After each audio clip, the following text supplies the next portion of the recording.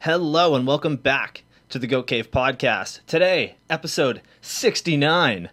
We have an awesome guest who is a filmmaker who got his start in BMX. He created the video CBR, an All Canadian BMX video. He was heavily involved in the filming and editing of local contests like the Want BMX series.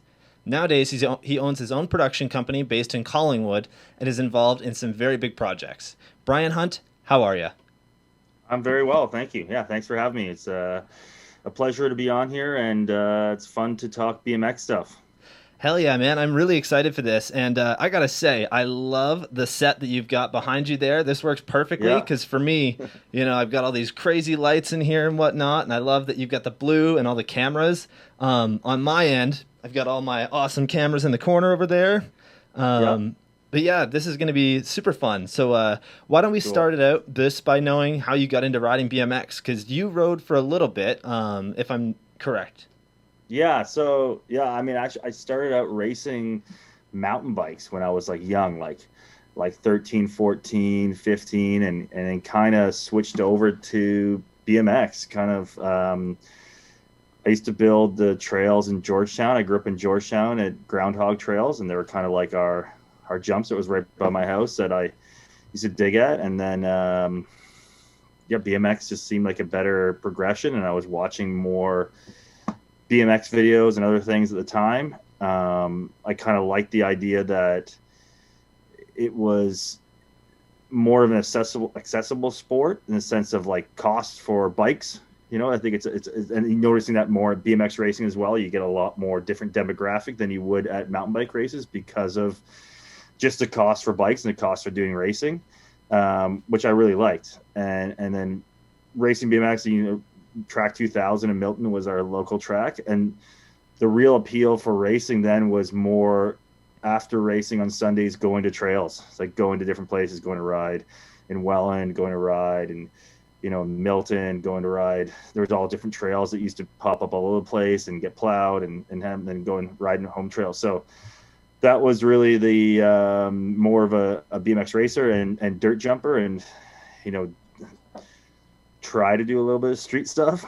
So yeah, Yeah, street riding is mainly my thing. I've filmed two full length street videos, and I love trail riding too, though. Like I really love everything with trails. I love the community behind it. Some of the best people that I know are all trail riders, trail builders.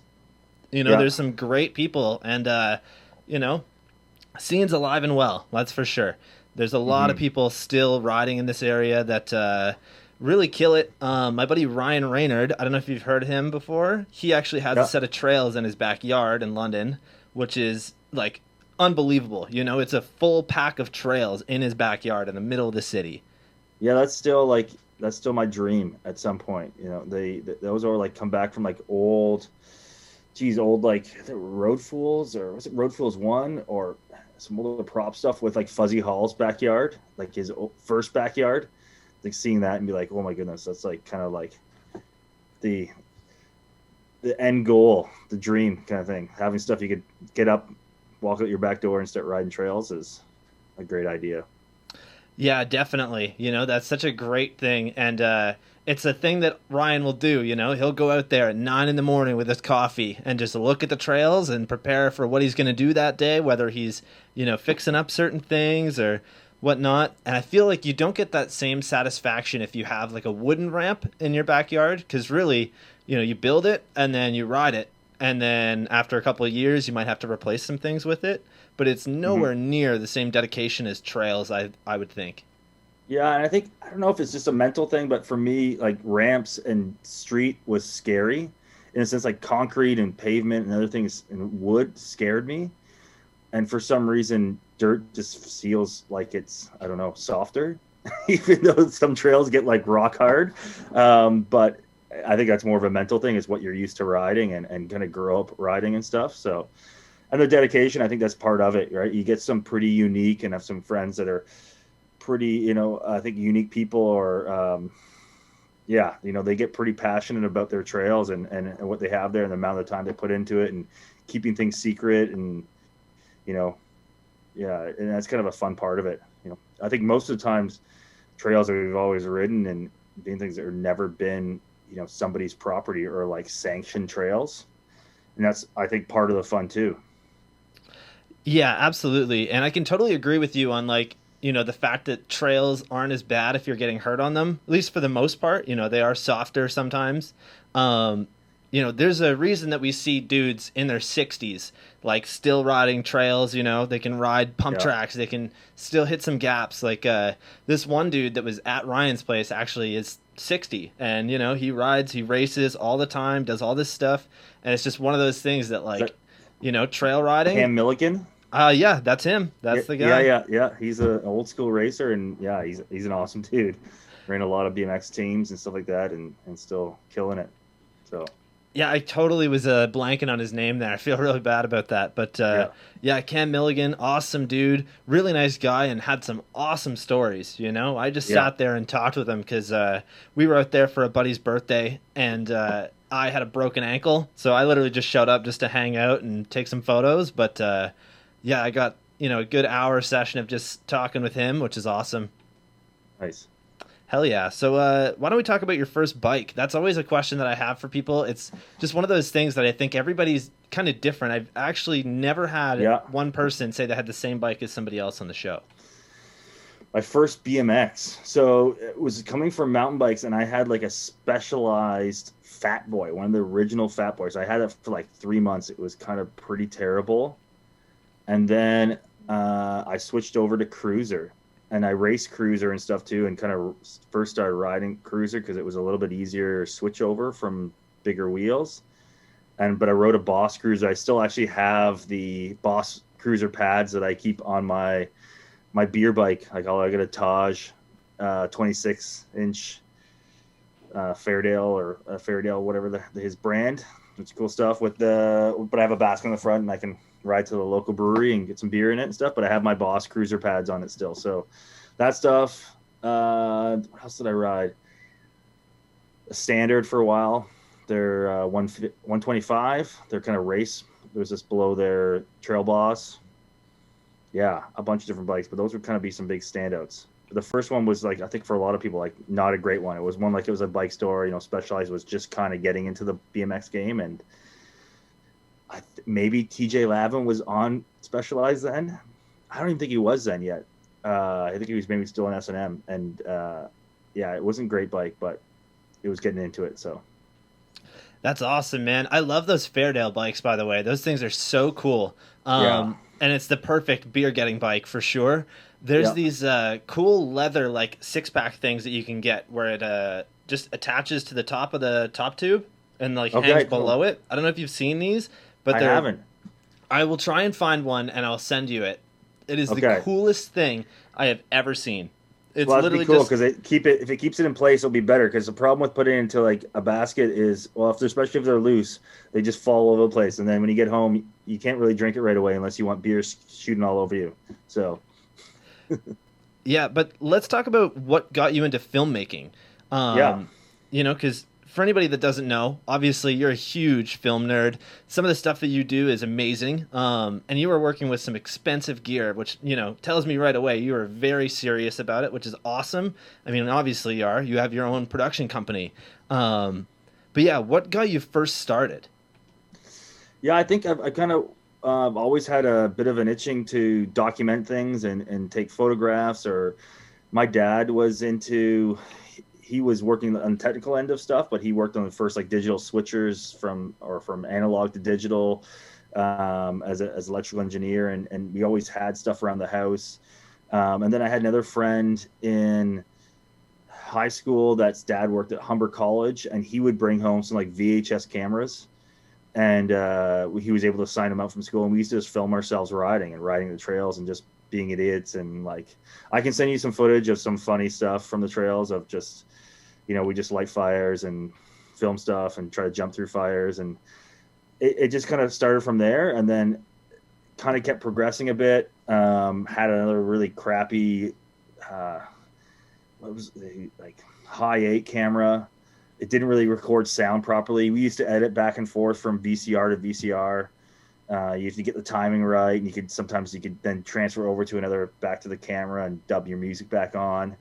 And it was just fun. It was just like buddies doing that with. And then as everybody riding bikes, at some point you like, you know, especially when you're young, you have that idea of like being pro. And so friends that I was riding with and doing stuff with, I kind of got to the realization pretty early that that wasn't going to happen for me, but the other friends that were, that stuff was kind of starting for. So filming with them and just kind of liking that, going to places and capturing stuff. It's almost the same idea, I think, as building trails. It's like the enjoyment of what I loved about building trails is not just riding it, but seeing other people ride the stuff that you create, and the enjoyment, and especially guys that are way better. Like you're building something for somebody to ride that has way better skill than you. It's similar in the filming. It's like capturing somebody do something that's amazing and them progressing. So that's kind of where it started, and it just kind of snowballed a little bit from there. There was no real big plan with creating a video and doing stuff.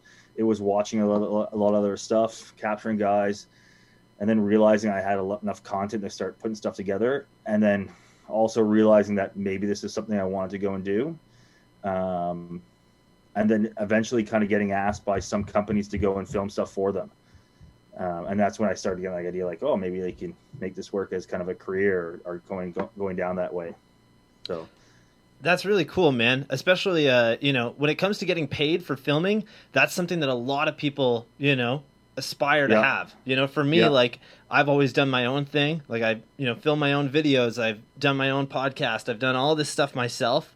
But it is in the back of my mind that, you know, I really want to try and start doing stuff within the filmmaking industry, because I love it. You know, I would honestly, I don't know what I would give up first, because I love filming and I love riding BMX. But if I only had one choice to do either one, it's really difficult, man. Like really difficult. But yeah, like you were saying, like that is so cool that your dad actually kind of helped build video switchers from analog to digital and whatnot. Yeah.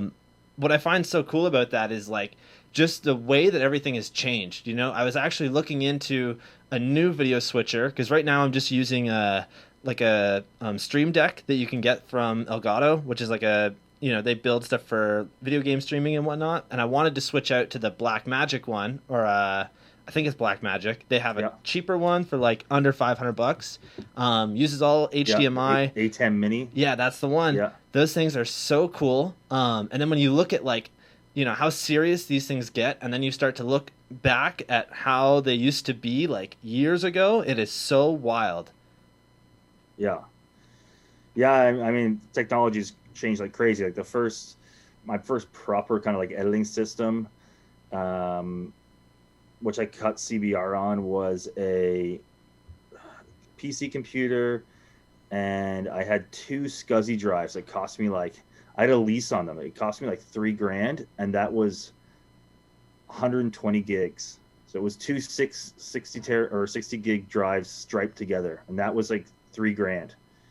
And you know, you think of what you can get for like, you know, like 120 gigs now. I mean, you buy an SD card for 120 gigs for cheaper, like, you know, $50. So it's bit rates, but it used to be a big process back then. You know, it was a lot more time consuming in some things, and you kind of had to be more careful with some things a little bit, or just kind of left things like almost not like as good as, like, this is as good as going to get, or just thinking like, you know, you're doing a render overnight and it's like, it didn't totally work. It's like, okay, that's fine. Let's gonna let it go that way. So yeah, and you know, it's pretty crazy to think about how much it has changed, because like you said, you know, 120 gigs cost you close to $3,000, and now like the newest iPhone came out with like 500 gigs in it. Like, isn't that wild just to think about how much that changes? Like 120 gigs is nothing. Like half the files, like for my podcast, half the files before they go out are, you know, 20, 30 gigs, and then I compress them and make them work for the internet. But dude, like that is just so wild. Yeah, definitely crazy to see how technology has changed. something I'm so interested in that you actually brought up a minute ago was tape to tape, like cutting of videos. So Yeah. I have never had the experience to really do it, and I've been interested in it, and I don't know why I haven't looked into it. But for me, when I first got started, I was using mini DV tapes and would just capture them on my Mac, and that's like Yeah. still kind of a pain because you can't just, it's not like a digital camera where you just plop an SD card in, drag and drop, and it's on the computer. You have to sit there and let it import. So as long as you filmed is as long as you're going to have to let it import. If you filmed 2 hours of footage, it will take 2 hours to capture that footage and put it on the computer. Yeah. So what was it like to do tape to tape? So tape to tape. I mean, so that like all the editing systems now, and I don't know if they still use this in their wording and stuff, but they used to always be called as like non-linear editing systems. And it kind of like for most people listen to it now is like, why is they call it non-linear? And it's because back then, for VHS tapes or, doing tape to tape is that you had to edit it linear. You couldn't be like swapping one clip in front of another clip. Like you had to know like, okay, I want to start with this clip and then I'm going to put another tape in that has this other clip and that's going to go after. And then if you made a mistake, you would just have to start from the beginning again. You couldn't like just swap something out and just push along. It was like it actually lays it down on the tape, and that was the trickiest thing for me. And then a lot of times, like with that stuff, you just kind of like I should have made an edit before, but there was no like fine tuning little edits. Then there was also like we had at my high school we had a proper kind of tape to tape thing, which you could line up a bit better, but there was always these pre-roll things like you'd be a couple seconds out here and there, and you'd kind of guess.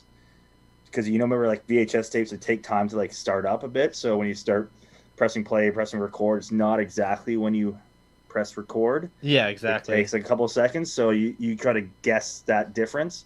It was fun. It's a kind of like, I think it even goes back even farther like to the stuff with like trying to do stuff with film and cutting film and how a lot of our definitions in film or in editing and stuff comes from old film and how you actually splice films and you have like still have a razor blade in Final Cut and Premiere and stuff like that to represent that you would cut film. So it's really just a dice that we use these things.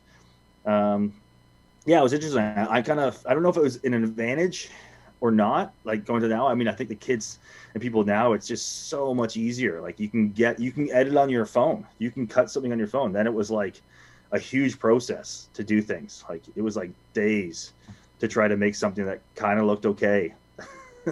And then you really had nowhere else to show it besides dub it to a VHS and show it to your buddies. There was no internet to really put stuff on, or when there was internet, the video at first was pretty crappy. So yeah, it was like the way to get stuff out there to friends and stuff to see it. And that was kind of the magic of I think BMX videos and other kind of action sports videos back in the day, and magazines even, right? Like you weren't seeing stuff on somebody's Instagram feed the moment after it happened of a trick. Like you were seeing that months after on a VHS tape that props would put out or whoever, right? And I think there's kind of a cool thing to that, a nostalgic thing that I like. Yeah, I can 100% agree with you. For me, I'm a huge like DVD fan. Full-length videos are my thing. Like I love watching them, especially because how much dedication these people have put into, making a video part. And that it's not just film it on your phone, upload it to Instagram 2 minutes later. It's always like, there's a whole journey to be able to get that footage, right? Like you've got to have somebody that knows what they're doing behind the lens. You have to go to the spot, figure out, okay, are we going to be able to get this or not? And just like everything that goes behind a clip, at least for a video part, for me is like a huge thing. I really enjoy video parts rather than Instagram, and that's basically just for the love of film and how much work is put in behind the lens as well. Yeah, I think there's some cool build up to those things as well. Like especially in the old magazine days where you would see like little photo sequences of certain things.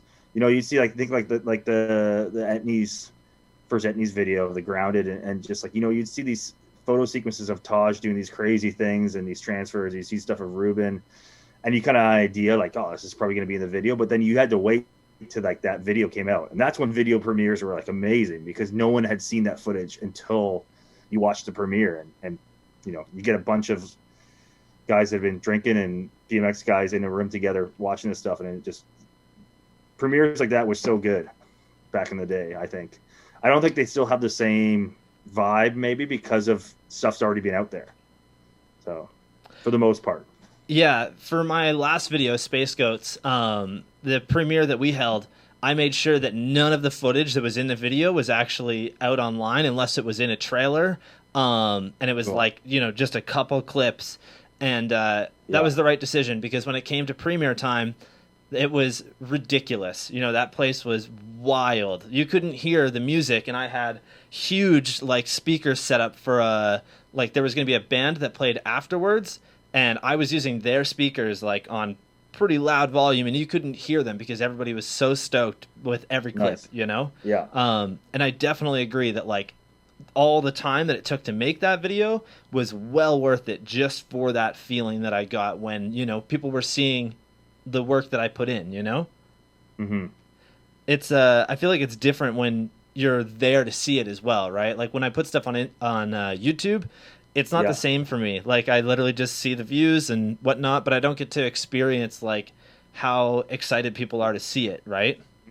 Yeah, I think there's a big thing. It's like being at contests and stuff too, right?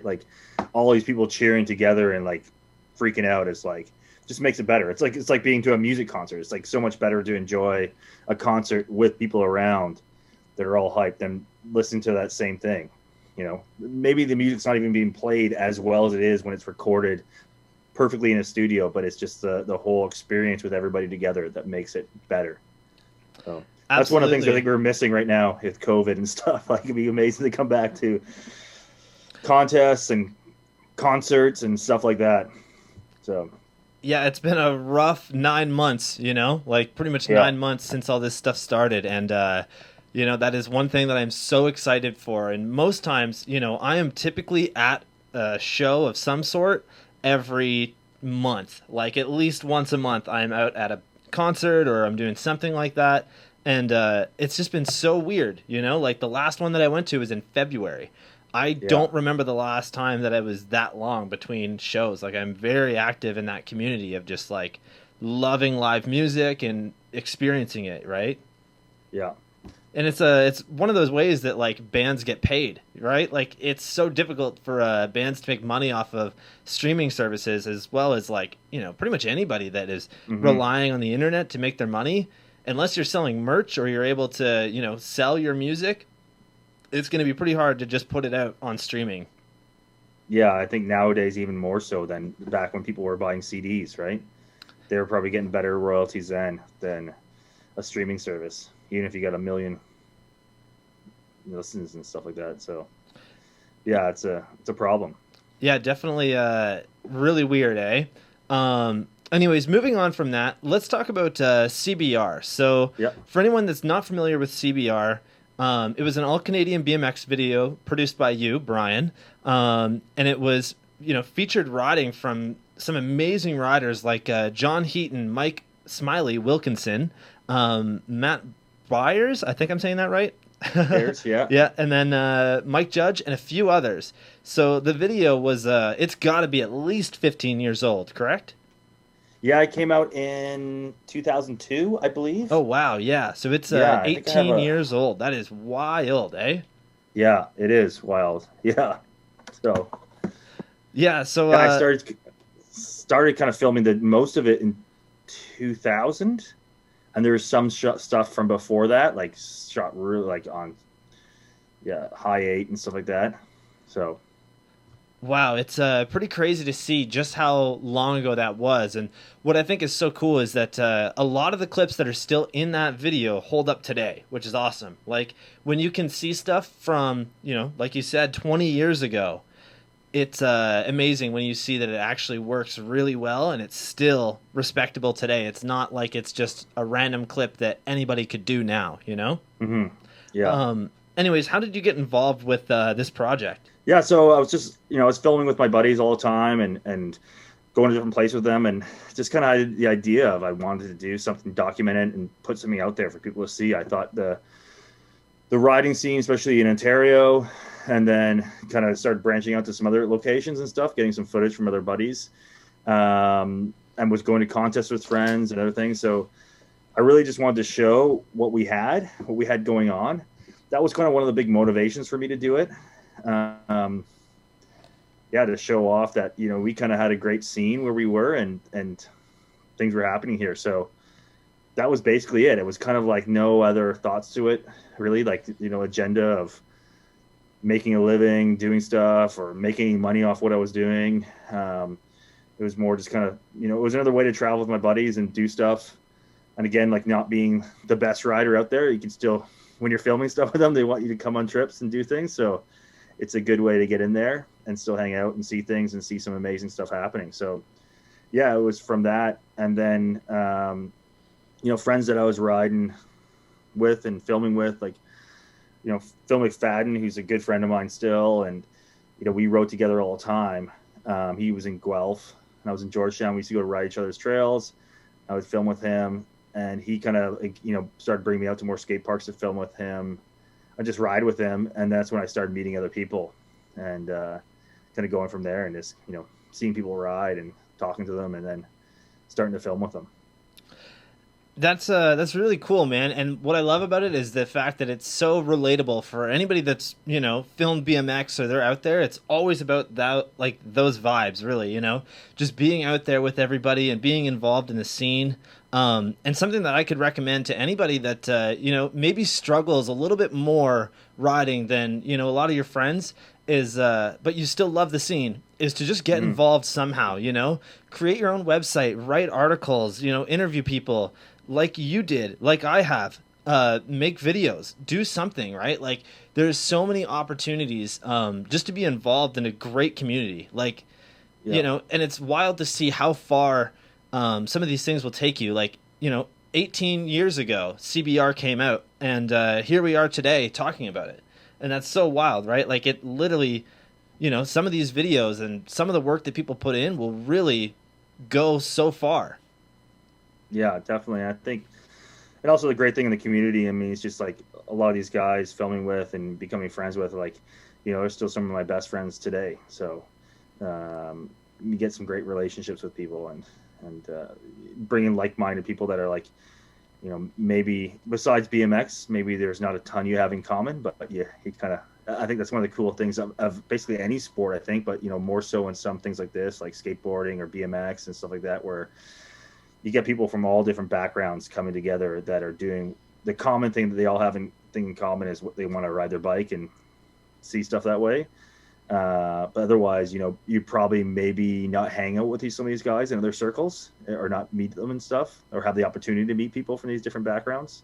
So yeah, it's wild how far BMX will take you, like, just knowing different people, right? Like, yeah, it's one of those things that I'm kind of a weird guy where, like, I don't talk to any of the people that I went to high school with at all. Like, everybody that I'm friends with that I talk to rides BMX or they're involved in action sports in some way. Like, I have maybe 5 friends that are not involved in BMX, skateboarding, or anything like that I talk to, like, from time to time. And it's just I don't know, it is one of those things that, like, the community has so much to offer. There's so many people from so many different areas, and maybe they're not into filming or anything, but they're into music or they're into whatever. But I always find that people that ride BMX are creative in some sort of way. And I think it's kind of the way that it goes, right? Like, if you're into riding or skating, you kind of have to be creative in a way. I think it's also those sports draw people to that because of it. It's like usually people that have got, didn't really fit in and other, like, into hockey or other things. I mean, I didn't really ever play. I played hockey for like 1 year in middle school, and like I never liked any team sport stuff. I never liked things like that. I just, bike riding and BMX and stuff like that was just, it felt like the right place. So I think you get a lot of people that are like-minded that way as well, and that's what, it's just a certain personality that kind of gravitates towards those sports. Yeah, absolutely. You're totally right about that. And what's cool is that a lot of the people that start in BMX, they'll stick around for years to come. Like, all those dudes that are in those, like, in that video still ride today. Like, Mike Wilkinson is awesome. He rides He's a inflow ripper. constantly, and he's still just as good, if not better, than he was when that video came out. He's the same style. I mean, Mike's probably one of my favorite guys to watch ride, like, period, out of like any pro ever, because he just always full gas going towards things, and just, and I see him we're friends on Facebook, and I haven't ridden with him or been with him for a while. We haven't seen each other maybe for a few years. I saw it at mutual friends party, but whenever I see footage of him riding, it's like he rides the same. He rides the same as he did 20 years ago, 25 years ago. So it's cool. Hell yeah, man. And Mike still shreds like constantly. Yeah. He's still putting out great content on Instagram and whatnot. And another great rider is John Heaton. I actually seen him a little while ago, and he was a legend back in the day. He is the first guy to ever do a backflip to manual on a BMX bike, and this dude still shreds to this day. And another one, Mike Judge, unreal. The funniest guy too. I love Mike. He's going to be coming on the show at some point, but cool. Mike is a really rad guy. But yeah, still rides quite a bit. And then Matt also does a lot. Anyways, what kind of camera setup were you using for the video? Yeah, I have it back here. It's a VX1000. Still the skater's preference of camera. But yeah, it was a Sony VX1000 I got, and I had like a shitty cheap thread-on fisheye I used for some stuff. And that's what majority of the stuff was filmed on. And then there was a bunch of footage that was other buddies shot, and then stuff that I had from crappy cameras from before. But majority was like kind of VX1000. So yeah, that is the skater camera. The most iconic camera in action sports, really. That and the HVX, which is another great camera. I have an HVX back there too. Yeah. Hell yeah. The HVX is my preference when it comes to filming long lens and whatnot. And what I use otherwise is I didn't think that I was going to change my mind about the HVX, and I still love it and I still use it regularly, but my Sony A7 is incredible. I love it. It's so great just to have a smaller camera setup that you can really just run and gun. Like, I've got an awesome top handle that has a record button, so it's the perfect camera for any fisheye angle or anything. And yeah, it's just so great. It's small. It fits in any backpack, right? Whereas the HVX I found is such a big, bulky camera. And then, I always shoot with a microphone, so I got to set up, the microphone handle and whatnot on the side just to make sure everything's perfect. And it can be a little while to set it up, but yeah, still my preference of camera. And I love the fact that you can switch from tape to P2 cards. That's a huge advantage for anybody that wants to be able to shoot both, right? Definitely. The cool thing, with skate stuff, some people will argue with some of their friends that are skaters and be like, it's got better look to it and stuff. I think one of the cool things with that stuff is now, obviously there's cameras that shoot way better image and stuff, and some of the stuff I work with now. But, I think a lot for what makes BMX stuff and skate stuff a little bit different. It's like, not that you don't care about your image, like it doesn't want to, you want to create something look great, but the riding needs to be the selling point, right? Like the tricks and the stuff that people are doing. Like, if you have something that looks beautiful but no one's doing anything progressive in it and stuff, like, it's kind of cool, but it's nothing special. But if somebody's doing amazing bangers and doing stuff, like, who cares what's filmed on? It could be filmed on like your iPhone. If it looks awesome, people want to see it. So yeah, absolutely. And nowadays, when it comes to filmmaking within BMX, it's two polar opposites. You're either using a VX with a thread-on fisheye, no microphone, you don't really care about the audio too much, or you're using a red setup like Christian Regal, and or you're using like the Sony camera that you use. I know you used a FS7 at one point. FS7, right? Yeah, I have the FX9 now. Nice. Yeah, which is a new one. Yeah.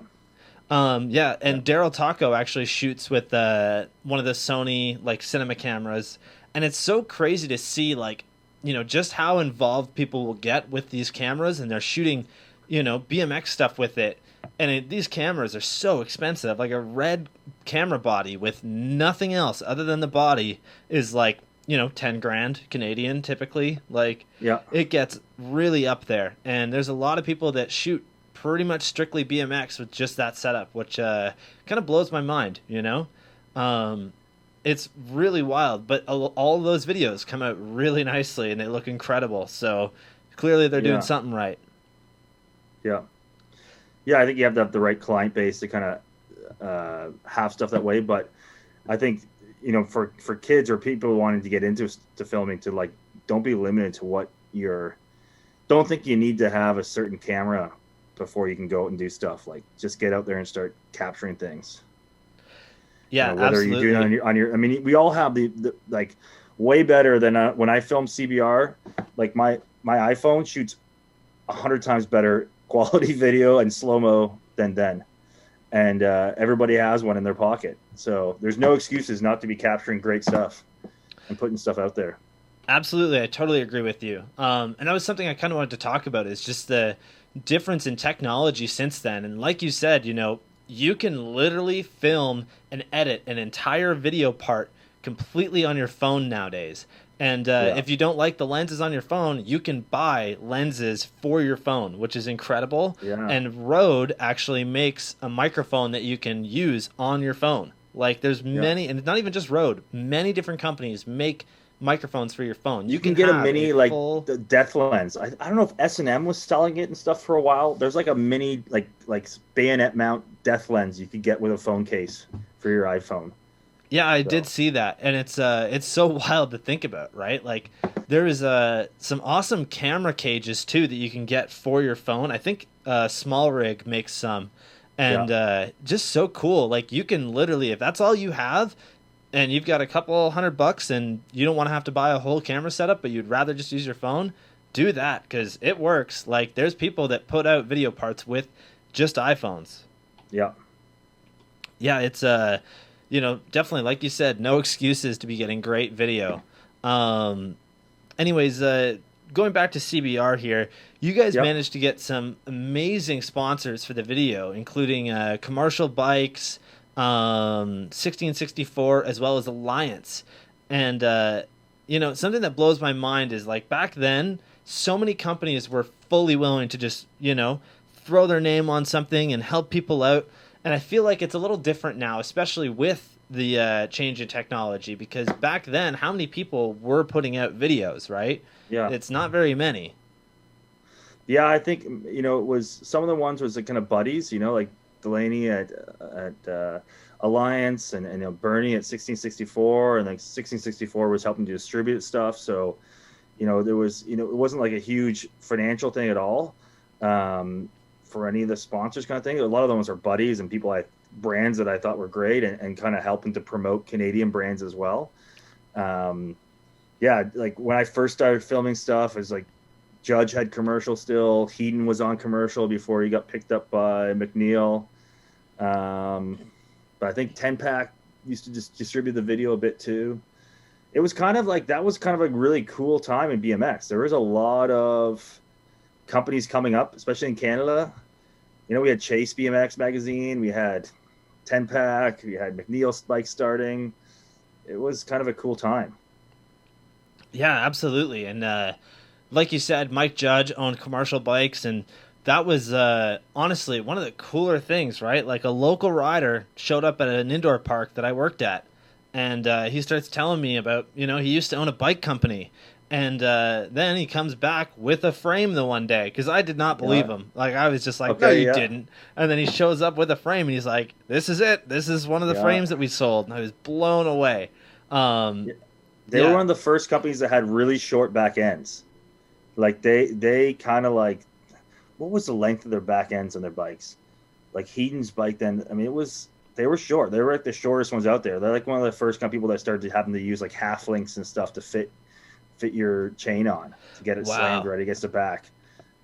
Yeah, nowadays everything is short. Like, if you're trying to find a frame that has a 13.25 back end and longer, good luck. Like, the frame that I ride, it slammed at 13.2, and that's like I would like to go a little bit longer if possible. Yeah, that's short. I mean, the S&M dirt bike and stuff at the time, I think in S&M Homes was like a 15-inch rear end. Like that was pretty standard, like end of the 90s. So Yeah, you know, get definitely. like a 14-inch, like a standard started doing a 14 rear ends, and that was like a big deal for like the STA and the Trail Boss and stuff. And it rides way different. And then getting shorter than that, yeah, it's funny how things progress. The BMX seems so simple, but there has been these little tweaks in technology and geometry over the years that have made differences. Yeah, I could not imagine trying to, hit a good set of trails with a back end that is 12.2. Like, that's a normal, like, back end that's on many frames now, is like a 12.2. It's so close to the seat tube. Like, how much closer are you going to get it, really? Well, funny story, like Matt Voinovich, it's in the video, good friend of mine. He's like a manualing king. Like he could manual anything and manual forever as long as he's had some momentum, keep going forward, he can manual. And he used to ride an S&M and had like a longer back end or like a regular back end back then, and he got on a standard and he hated it. He thought it was too loopy. He couldn't manual as well on it. So he went back to like a longer bike. He went back to like a 15-inch rear end. Yeah, I'm kind of the same way. I suck at manuals, but if I was on a shorter bike, it would not be any better. Like, I'd be looping out all the time. You can get it up easier, but it's harder to find that balance point. Yeah, absolutely.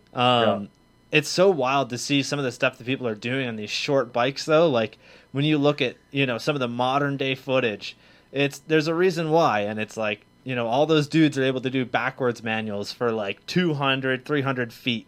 And that definitely plays a big role in it. And then also on top of that, we've seen a huge difference with fork dropouts. Like nowadays, it's normal to have like, I think Odyssey came out with a 15 mil like fork dropout, which is like any like closer than that, you're going to be getting into flatland territory. Mm-hmm. Yeah. I don't think I can ride a bike that short for sure. Yeah, definitely not. I feel like you're probably a pretty tall guy. You must have been riding at least a 21-inch when 21, yeah. And trails and stuff too, right? I think a lot of trails guys liked riding, wider bars and longer bikes. So yeah, it's kind of interesting to see how BMX has gone, right? The frames keep getting shorter, the dropouts on forks is like way tighter, and then your bars are just getting taller. Like everybody rides. It is funny. Yeah, and wider, like for a lot of stuff too. Like it used to be guys riding tiny little short bars that were like super super narrow. Yeah, that was a normal thing. Yeah. Yeah, in CBR, that's like everybody. The biggest set of bars there must have been like a 7.5. Yeah, there would have been like some guys riding cut down slam bars, but not many. Yeah, definitely. So moving on from that. I really loved the opening clip of the video, which is John Heaton doing his signature trick, the backflip to manual. I forget what contest that was at, but that was at the very first Lull Revolution at the Toronto Bike Show. Wow! So before it would turn into the Bottom Bike Show, it was the Lull Revolution, I think, for like 3 years, and then it turned into the Metro Jam. Yeah. Then so that was the very first one. That was like, I think Heaton was he on McNeil then? I believe he was just on McNeil for like maybe like a month or so. It was his first contest. Wow, that is wild to think about. Because he did the CFB that year at Woodward, and he did the manual, like the first time, like kind of really doing it in the contest, the manual the backflip the manual. Yeah. And it was a big deal. Like it made like a sequence in Ride BMX and stuff like that. And that kind of like when he like kind of blew up. Yeah, that is so crazy to think about, man. And like you said, that is right around the time that he was doing it for that sequence photo, which is huge. Yeah. That was like, it blew so many people's mind, right? That is like one of those things that on this show people have talked about without me like, mentioning it at all. That was like some sort of influence for them. Yeah, it's just so wild to think about. And he was really blowing up at that point. So I can't even imagine what it was like to really work with him, like just such an incredible dude, so nice, but also like some of the footage that you guys were getting was amazing. Yeah, there's actually a bunch of footage I got with him at the same time that never got into CBR because I shot stuff for the first McNeil stuff with him during the same time, and I had to give that stuff to McNeil. So all like a bunch of stuff from his section in the McNeil video was stuff I shot with him, like in Woodward especially, and some other places around, which I was kind of bummed about. I wish I could kind of, but then I got to go down to Woodward and hang out with him and be down there and film stuff for McNeil, so couldn't really complain that much. Yeah, fair enough. Anyways, after that clip of John, there's about 6 minutes of mixed footage. There's many different riders within that 6 minutes, and there's also quite a few contests. Why don't you tell us a little bit about some of the contests that were in there? Because those were pretty big back in the day. Like, it was crazy to see how involved the scene was. Yeah, there used to be. So I was talking to Phil about this. Some of the contests. There's Skate Space had a thing that was like this. It was sponsored by the PlayStation and stuff. And they had it down by the docks. A bunch of things that were kind of like set up like demos, but they're demos and contests. They just wanted to get guys out riding, doing BMX, doing skateboarding, doing inline. Trying to remember the name of this series. It ran for a few years. There's a bunch of footage of that, like Osato and with Miron and stuff, doing his like 360 whip over his spine. That's from a contest in Toronto. And it was a contest, but it was also like a demo. So all the riders were paid to go, and then a winner was won. So it was like maybe like 5 riders. Maybe it was like Osato, Miron, Heaton. Who else would have been there? Maybe Wilkinson, like riding, and then they picked a winner, and that person got paid. So it was like a great event, and there was a lot of partying after because everybody was getting paid, and then getting paid to win, kind of thing too. So, what was the name of those? Those are the Snow Jams, maybe.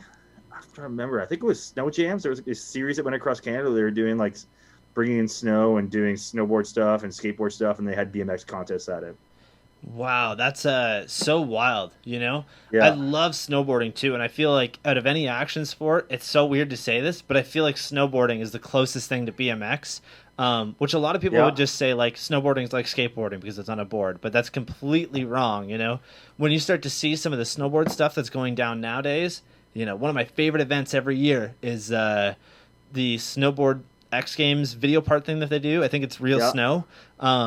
Those dudes are like jumping off of 6-story buildings to like another building and doing a wall ride and then coming down into this little snow thing that they've built that day.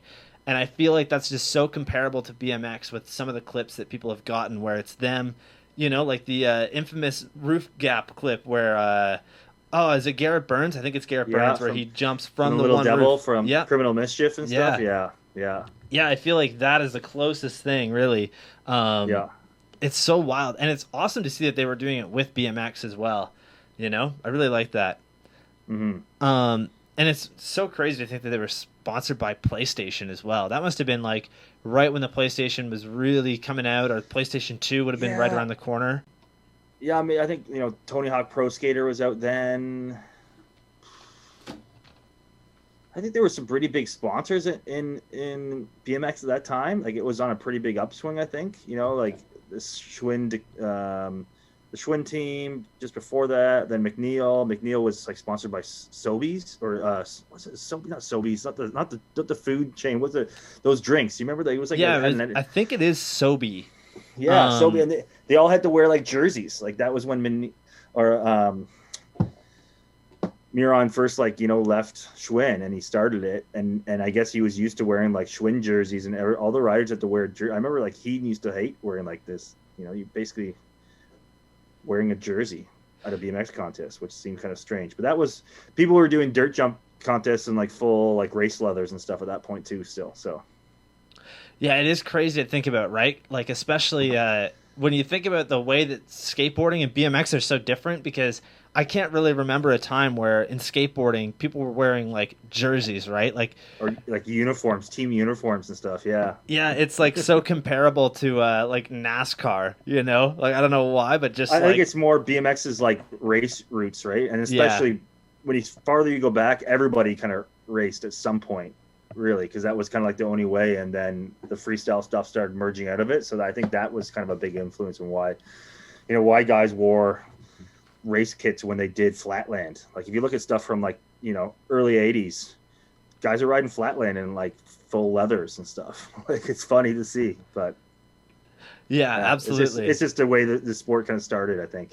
So yeah, it is. I don't know why, but it's always like one of those things that I think if modern day BMX kids looked back at that, they would be so weirded out by it. They'd be like, why is everybody wearing that kind of stuff?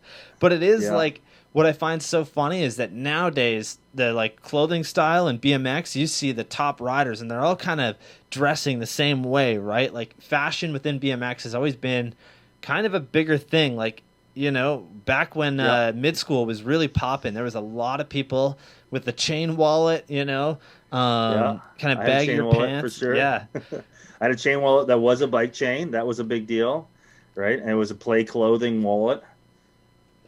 Yeah, that's funny days, right? Like Little Devil. There's actually, if anybody can remember MTV Cribs, there's one of Ryan Dunn from Jackass, and his Cribs video, he's actually wearing a Little Devil t-shirt, which is pretty cool. That must have given them some decent exposure at the time. Yeah, Little Devil was huge, right? And they started doing orchid shoes,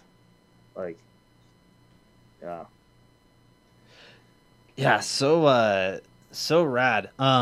Anyways, moving on from that, later on in the video we see Mike Smiley Wilkinson's part, and for anybody that doesn't know, the reason that his nickname is Smiley is because no matter what, that dude always has a smile on his face, which I love. He's like Guy Smiley. He's always got the biggest smile in the world too, right? He's got a huge set of teeth. Yeah, he definitely has a nice set of teeth on him, eh?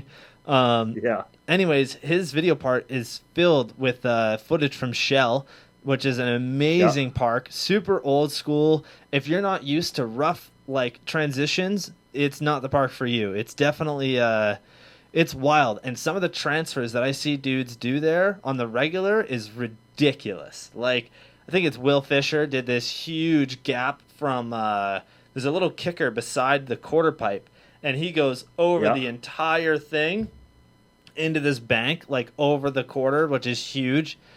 Yeah, just so wild. And that park, honestly, brewed some amazing riders, that's for sure. Anyways, there was... Yep, continue. Oh, yeah, back then, there wasn't a ton of parks to ride, especially concrete parks. You think early 2000s, there was maybe one or two, Shell and, maybe... there wasn't very little, and even indoor parks, it was very slim picking. So guys would travel all over the place to have somewhere to go ride. Yeah, definitely.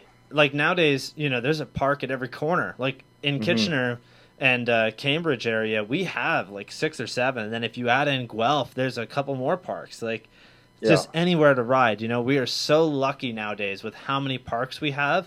The only complaint that I could have really is that we don't have too many bowls. Everybody's kind of more of street style of riding, right? They like the street plazas and whatnot, and they cater to skaters quite a bit in this area, rather than BMXers. At least the brand that builds these parks, that's just one thing that I've noticed. But yeah, anyways, like you said, Shell is just incredible, and it definitely was one of those parks that was early on built, and everybody probably traveled there.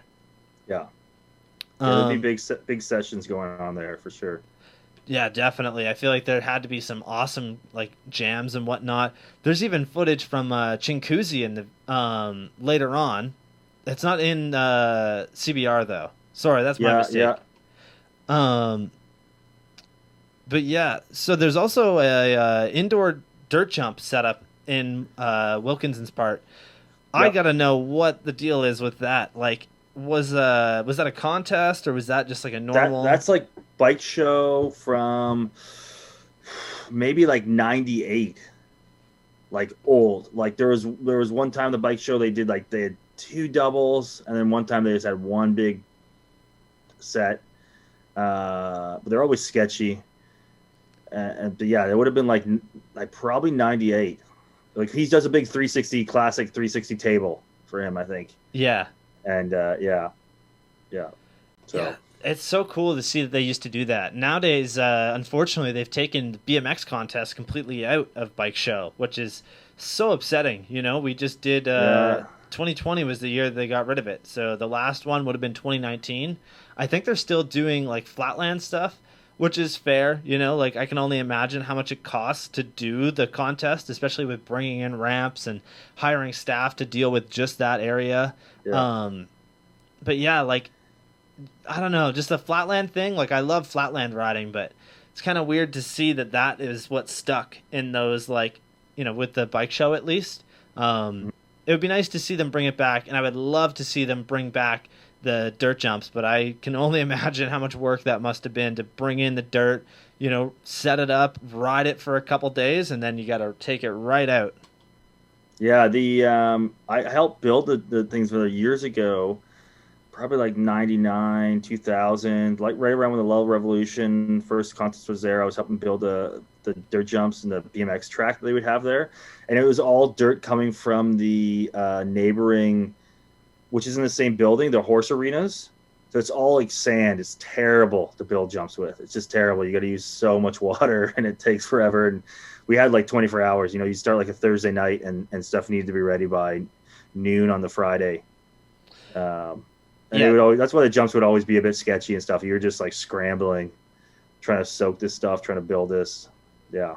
And then you're working with union guys that work at the buildings there and stuff that had to drive the bobcats and stuff for you that weren't the most motivated to do anything. So. Fair enough. Definitely not the most optimal position to be in for building jumps. Like a good set of dirt jumps, you know, a good set of trails takes a long time to perfect. Yeah, and you need good dirt. Like good dirt is pretty key. You know, if you want to have a good stacked up thing, it's and if it's not good dirt, you need tons of time, right? You need lots of water and lots of time. So it's crazy to think about, right? And especially because anybody that doesn't know anything about like building trails or even like, you know, hitting trails, they're not going to understand when you say, no, I need good dirt. Like this dirt sucks. I can't use this dirt. I need different dirt. They're just going to think that you're crazy. You know, like they're not going to understand it. Yeah. A lot of places that we'd go and like, you know, build at and ride at, you know, there was places like at Welland has, you know, John Mowey's trails that were down there were amazing trails. And, you know, different places where guys would find like a part where they'd find clay and that would be like the area, you know, you'd maybe go and build the structure of the jump, but when you go to like kind of layer it, you'd go and dig from that thing and you'd wheelbarrow over clay so you could build that and get it smooth and rock hard. So yeah, there's a lot of dedication goes into that stuff, like in anything with riding, I think. Yeah, definitely. You can tell that the dudes that ride trails are the most dedicated, that's for sure. Like you can't just have a good set of trails in a day. Like it takes time, that's for sure. But yeah, honestly, so many cool opportunities with CBR for filming at contests and whatnot. Like you said, you know, the Snow Jam, the International Bike Show, and then I would assume Metro Jam or Le Rev, you know, all of those contests. So cool. One of my favorite videos ever, like, you know, from mid-school era, was it was a props issue with the Le Rev in it. And just so rad to see some of the amazing riding and just the course setups themselves, you know. Nowadays, when you go to a contest, like when I went to the most recent X Jam that they did, it's just at a, like, you know, they've got a couple box jumps, a couple quarters. The course is really nice, honestly, but they didn't build all of these cool bowl features that they would be putting in with Le Rev, right? Where they've got these massive hips, they have a kinked rail, they have like big box jumps, they have huge like wall rides or sub boxes. It's just so wild to think about how things have changed that way. Like, I don't know, the craziest thing that goes down is like obviously Drew Bezanson like hopping from the top into the quarter pipes, but that was kind of the normal thing back then. Like everybody was shredding so hard, you know, like there's clips of Dave Assato doing, you know, over tooth on like these crazy setups where it's like a sub rail like 10 feet up. Yeah, just those things are amazing. And even the Metro Jam ramps and stuff they used to bring around, they'd use out in Vancouver and bring back to Ontario. Those things were massive. There were some guys would go huge on those things and pretty really cool courses. So. Yeah, it's interesting to see, like, like everything, obviously things progress and things change, but when you look at the riding from, 2004, 2005, and you compare it to the riding nowadays for a contest, it's so, so different. Obviously still BMX, but it's not the same. You definitely don't see the same variety of tricks. I feel like it's a normal complaint from most people that nowadays park riding is really whips, spins, flips, and bars. Like, that's basically all it is, unfortunately. How much do you pay attention to, like, now's BMX, like the way things are now compared to the past? Are you really involved with looking at the newest videos or anything? Yeah, not really too much, really. I mean, I watch a ton of old BMX stuff. I watch a lot of old trail stuff. The new stuff, I mean, I go on to like Vital BMX and other things now and again and look at things, but it's certain riders' parts that come out that I want to watch. Like the style of riding. Corey Walsh, who like grew up racing at Track 2000. I mean, I remember seeing him as a little ripper. It's just funny to see. He always had crazy style, riding like that. Like him and Chase Hawk and like guys that just. I'd much rather watch guys with amazing flow and style over tricks, over like, big tricks or whatever. So there's certain people that I kind of focus on and I watch and kind of follow on Instagram and other things. Otherwise, I'm not too kind of, keen, especially on the contest scene. It's more watching these kind of guys, this kind of style of riding I like watching. So. That kind of stuff I love filming too, because I think of this stuff looks beautiful. It's like art, and I think tricks, I guess maybe they are too. It's just, I don't know. I just don't have the same appreciation maybe, or just, I've never been, like the bar spins to whatever. I love flow, love seeing and precision, like Corey Walsh's precision on like coming out of pools and stuff. It's like, it's crazy. Like you're going so high out of there. You might just be doing a crazy click table, but you're just landing perfectly. That stuff's impressive to me. Yeah, absolutely. I completely agree with you. I don't know if you watched the newest Dennis Anderson video part. I believe it's right here. That part is insane. And I know that, like, you're more in it for the style and whatnot, but I highly suggest, if you haven't checked it out after this, you have to watch it. It is by far the most progressive video part that has come out in the last 5 years. And some of the shit that he is doing is just like mind-blowing. It's gotten to the point where these dudes, like the top 5 riders in the world right now, are doing the most dangerous tricks in the world that have ever been done. He does this huge tail whip drop off of like, it's got to be, a 20-foot drop from the roof, but he then does it into a bank that is huge and steep, and it's all concrete. And it's one of those things where he lands so far down the bank. But when you watch this clip, it is something where you could imagine like how scary it's got to be on top of that roof, looking down, knowing you have to do that. And it is one of those things that if you don't catch that whip right, or if you mess up just the tiniest little bit, it could seriously take your life. It's gotten to the point where some of the shit these guys are doing, like I said earlier, is comparable to snowboarding nowadays. Like, just snowboarding or motocross, right? Like, guys are such big and there's such big consequences. Yeah, absolutely. One of my favorite motocross dudes right now, it's Cody. I'm forgetting his last name, but he recently participated in the Real Moto section of, like, the X Games video parts that they do. Yeah. And that dude is constantly doing the craziest shit where they'll just bring a ramp with them and he'll ride actual street on a motocross bike. Like, just so nuts. He jumped into the LA River, like, off of a bridge. Just so gnarly. Jeez, yeah. Yeah, it's pretty wild to think about. And then even, I know you're more into the mountain bike stuff, at least nowadays. But Jordy Lynn, rest in peace, unfortunately. Yeah. His last video part before he passed was incredible, and the Yeah. like roll in that he rode in that was insane. Yeah, it was crazy, and yeah, amazing rider. And I do watch a lot of BMX, or sorry, mountain bike stuff now, and I think mountain biking's totally progressed. Where it's more like it's mountain bike stuff. A lot of things for like contest things.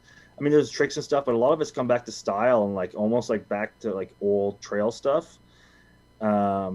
And I think a lot of us older guys now are riding bigger wheels again, or riding bigger wheels because it's a little bit easier on the back and stuff. So Yeah. the older I get, the bigger my wheels get, kind of thing. So Definitely. It's a thing that we've seen the last couple of years, you know? There's 22-inch BMX bikes now, and that's not like a weird thing. Yeah. Like you can go out and get one. 24-inch is a normal thing. And I believe Cult actually makes a 29-inch like cruiser BMX bike. And those things are really cool, honestly. Like I had Jim Selinsky on the show a little while ago, and you know, he's the god when it comes to bigger BMX bikes. That guy was doing downside hand plants on huge quarter pipes on a 24-inch, you know, BMX bike. Well, the first Sunday cruiser was really like one of the cruisers that revolutionized, I think, the way geometry was built. Or otherwise, cruisers before were always like this kind of race geometry, and it wasn't like, it was the first kind of like, I think, cruiser that rode like a 20-inch. You know, had a short back end, the bar height is kind of the same. And that's the way everybody's starting to build their cruisers now. But I think it's also really cool for me to see, you know, back in, 20 years ago, if you had somebody rock up at the trails in a mountain bike, or, you know, your friends heard that you rode a mountain bike or did something else as well, you get mocked, and like people just, you know, there was a lot of hate on different bikes. And I think now there's a lot of, especially with older pros, where it's like, we just want to ride bicycles. Like guys just love two wheels. So whether you're riding a BMX or you're riding a cruiser or you're riding a mountain bike or you're riding a road bike, like it's more acceptable now. And I think that's great. It's, you know, we're not taking things as serious, just riding bikes and whatever bikes you like to ride. And, you know, I like to switch it up. I like, you know, I ride a dirt jumper, or ride my mountain bike, ride my beer cruiser around and stuff. So I think that's a cool thing in the culture. A bunch of my friends Matt Voinovich, that's in the video, I think one of my favorite trail riders of all time and a good friend. He lives out in Vancouver now, and he rides Whistler, and you know, he still rides same style, like tables all the time and stuff, but he's doing it on a mountain bike. So it's cool. Yeah, I believe Mike Judge actually just bought a 24-inch or 26-inch like front suspension mountain bike that he's been riding and doing like you know, his normal BMX riding on. Which is really cool to see, you know, like I definitely have never understood the hate that comes with like riding bigger wheels. Sometimes that's something that like, you know, I've seen quite a few times. And one of my best friends, he's a awesome photographer. He's one of my favorite BMX photographers in all of Ontario. Chris Johnson, he actually rides a 26-inch bike that is basically built so it's like a BMX bike for him. And it's just one of those things where he is so tall that he can't be on a BMX bike. Like, it just doesn't work for him. It's not right, you know? And he is unreal. He does the same stuff that everybody else is doing, just on a bigger bike. And, he's never gotten any hate for it, which is rad. Yeah, I think it changed. I mean, in the beginning, I think part of it was, you know, especially on trails, was guys coming on mountain bikes that weren't building the trails and just, you know, deciding they want to come dirt jump. And then they're riding bikes that were so different that they would just try to, like, shave down your lips or do things, or like just case stuff to crap and wreck your jumps. And that kind of started a lot of hate, and as mountain bikes kind of progressed, you know, like a dirt jump mountain bike is basically like as you're saying, it's like a bigger BMX. So guys want the jumps the same now. So it's changed. And those guys have been starting digging their own jumps, and yeah, it's cool. I mean, it's cool going to somewhere like Joyride and everybody can be riding together. You know, you can have guys in mountain bikes, you have guys in BMX, and you're all sessioning and having fun together. So it's good to see that. Yeah, exactly. Well, we're on the topic of Joyride. I was actually just there yesterday. Had an awesome session. But anyways, you actually got some pretty awesome sneak peek footage of Joyride back in 2009 before they opened. You, Smiley, and a couple other people had the opportunity Will to go and Fisher check was it out. there. Yeah, it was pretty amazing. It was great to see. I mean, I know some of the guys that run it, and I'm so stoked that it's still going strong and in such a great place. Because, you know, it was always this worry with skate parks back in the day. There were so many parks that started. You know, you had X Up, you had stuff down in London, you had there was this Stouffville skate park, there was, you know, Rampage that was there for years, and then, you know, and iconic ones in the U.S. that we used to go down to in the wintertime, like Shebang and go to Changa World and stuff. And eventually all these ones kind of die. And I think you know, a lot of parks, it seems like it's just, you know, not profitable. It doesn't work. And when I first went to Joyride and stuff, was filming up there, I was like, holy crap. I mean, it wasn't even finished then. And we were like, me and the photographer, Colin Field, he was like, you know, old school BMXer too. We were blown away. We were like, this place is massive. And then the first thing I thought, like, there's no way they can keep this place open. There's no way this is going to work. You know, it's too big. It's going to cost way too much. No one's going to pay. And they've made it work. It's amazing, you know. And I think they made it work by having that, keeping everybody that being happy, like from all different disciplines coming in there. You know, you guys that are racing cross-country mountain bikes that want to go there to train. You got people that are learning how to do stuff. You got kids coming out, and Joyride has been, I think, such a huge place for Ontario for progressing and developing riders. You know, like so many key riders out of Ontario now that have came because of Joyride. That's a big deal for sure. Yeah, absolutely. It's pretty wild to think about, you know, and especially when you look at the size of just how big that place is. Yeah. And, you know, the one thing that I kind of really am fearful for is the fact that with COVID, they can only have 50 people in there at a time. And yesterday they had the full 50 people for the session that I was there. And unfortunately, with the way things are right now, you can only stay for 3.5 hours at a time. And then you got to leave.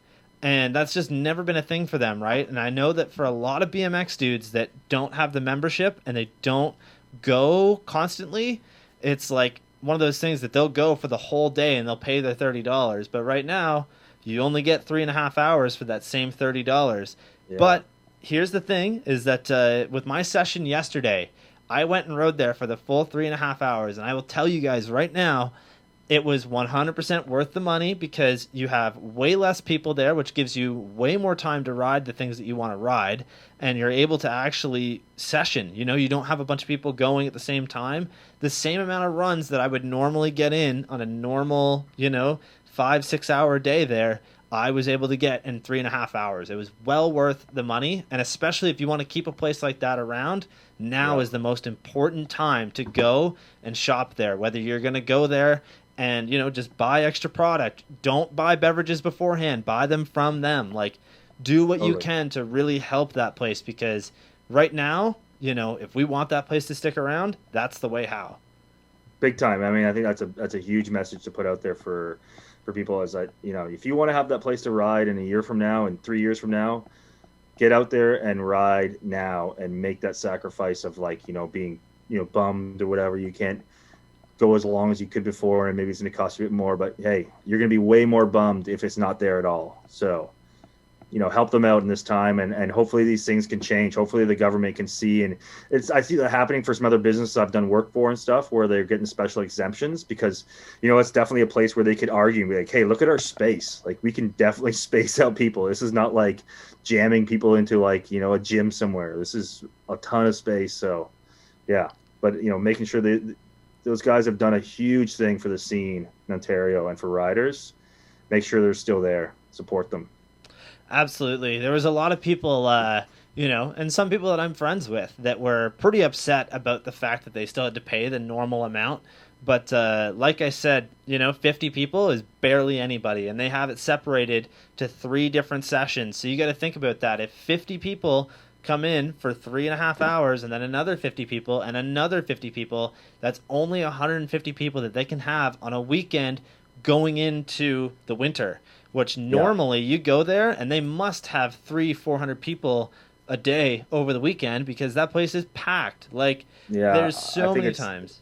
It's probably just like squeaking by, or maybe not even. Like, there's a lot of businesses that are running now that are losing money per month, you know, but they're doing it to stay open, to help the people, and, you know, to get by this time.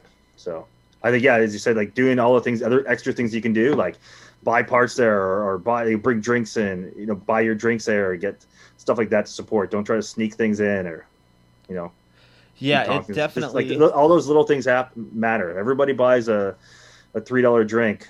It helps. Absolutely. And you have to think about how much, like, each employee costs them. Like, Yeah. realistically, even if they are paying their employees the minimum, that's still a lot of money per employee. And they can't just have two people running that place. That place is huge, which Yeah. also blew my mind on the fact that they can only have 50 people there. That seems like such bullshit in my mind because there is, that place is massive. But I think Yeah. it's just got to deal with the ramps and the way that the building is built. They must, and also they're in Toronto, which is one of the biggest hotspots right now for Canada. So, yeah, Yeah. I guess understandable. That's kind of just the way things go, unfortunately. hmm I think things are going to start to kind of not loosen up, but they're going to get smarter on their restrictions in certain businesses, and seeing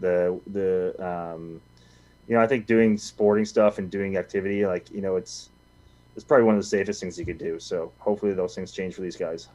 Yeah, absolutely. And for somebody like you who is a business owner, how has COVID affected you? Because for everybody, right? Like my dad, he's a amazing tattoo artist. He owns his own tattoo studio and whatnot. And for him, it's like one of those things that he's used to getting a certain amount every day paid out to him, and then all of a sudden it's just shut down and he can't open his business. And one of the things that like really upset him was the fact that unfortunately, because he works so closely with people, because he's a tattoo artist, he can't, really open his business, even though out of anybody who's the most qualified to deal with, like sanitation and keeping things Yeah. clean, it would be him. Like, he is the person that the Board of Health comes to look at other tattoo shops. He sets the standard, literally, for Cool. tattoo shops in Yeah. the area of how clean they need to be, what steps they need to be taking, and the precautions they need to be, having. Yeah, for me, it's been the beginning was pretty stressful, and we're being freelance and doing stuff and seeing stuff close down and a bunch of jobs go away. But it actually has turned out to be okay for me, in the sense that I do a lot of stuff in tourism, and a lot of stuff kind of like through the tourism boards up here in Collingwood area, and we've been doing a bunch of COVID related content, so creating stuff for customers on what they should expect, or how businesses are opening safely.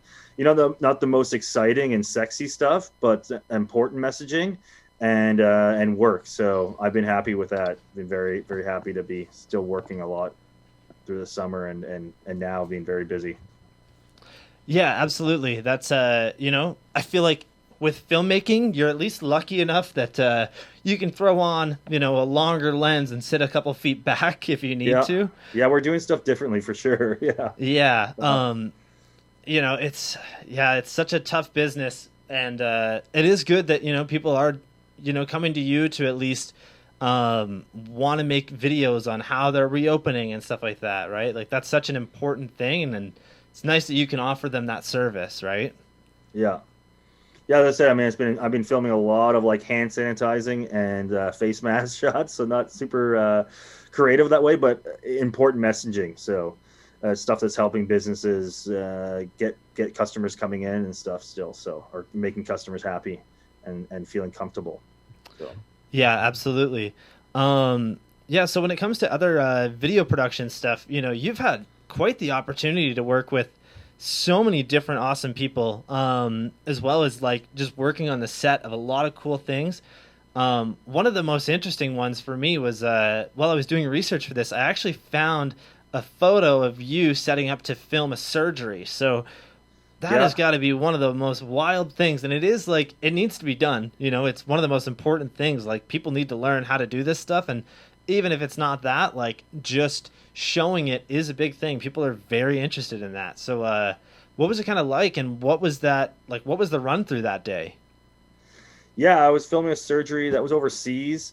Um, That wasn't too bad. It was pretty like, and I'm not too squeamish and stuff, so it doesn't bother me too much, especially on a camera. Like, I find a camera I can really separate myself if I'm looking through a lens. Like, I'm scared of heights, but I've filmed out of helicopters a bunch of times with the door off. But I find, like, if I'm looking at the monitor and not just looking at the ground, I'm I'm a lot more comfortable. So it's similar, like being in a surgery. There's a featured documentary I worked on. There was a huge surgery scene that I ended up not filming. Good friends of mine filmed, but that was like a gnarly one. It was a full facial reconstruction surgery, and it was like 8 hours. And you could smell like burning flesh and sawing bone and stuff. And I think one of my buddies had to leave the room for a little bit, and other buddies stayed there the whole time. That's when they're basically peeling off somebody's face to like break the jawbones to reconstruct them. This one was a little simpler, but it's interesting. I was really paranoid of my camera. My camera being clean enough, and I just had this picture in my mind, like a nightmare of like something falling off my camera, like into the person. So I was like checking, I was like checking everything, like retightening things. It was like, yeah, because I was doing some shots where I was like right over top of them and stuff, and yeah, that was definitely a fear of something. Yeah, I feel like it's definitely a little different when you have a job to do and you're looking through the lens. Like for me, it always changes. The second you've got that camera there, you're more focused on getting the shot and framing it and making sure that everything's perfect, rather than oh, I'm filming the inside of somebody right now. Yeah, it's kind of like, it's almost like a disconnect, like you're watching TV. In a way. It's like I am there, but I'm focusing on something else instead of like, I think if I was just sitting in the room watching a surgery, it'd be 100 times more uncomfortable, for sure. Yeah, absolutely. But definitely one of those experiences that's got to be so interesting, right? That's a great one to bring up at a party or something. Like if people ever ask, it's definitely one of those great ones. But yeah, continue there. I thought you had something else to say. No, I was gonna say we've done some other kind of wild. For some other documentary stuff, we filmed at a bathhouse in Toronto. So like full kind of gay bathhouse where people kind of, well, you're not paying for sex, you're paying to go in, but people are going in there to have sex with other men. And I have no problems with people being gay and stuff like that. And I'd never been into a place like that. Yeah, definitely. It was wild. It was different. It was like crazy. It was like literally that people could have sex wherever they want, and they do.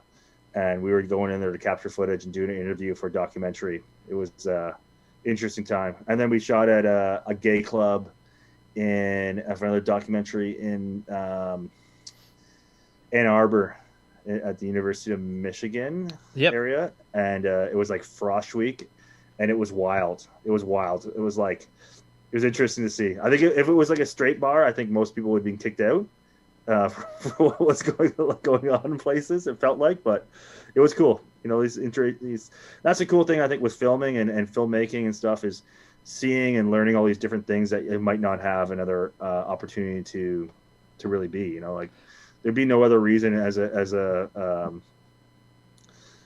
straight male for me to be going to a bathhouse, but being able to see that kind of things and see those different worlds and stuff when you're, especially in documentary kind of work, is one of the fun parts of that kind of job, and interesting parts of those kind of jobs. Getting a glimpse into other kind of lifestyles or different things, different parts of the world, and things you really would never have looked into before on your own. Yeah, definitely. And that is one of those, like, that is a great look into that culture, because it is one of those things that I think most people at least know that that's a thing. It's not something they would probably think about too often, but they know that it's, part of that. So to be able to go there and capture that, and also, really help promote that lifestyle, I guess, really, like that is part of, certain people's life.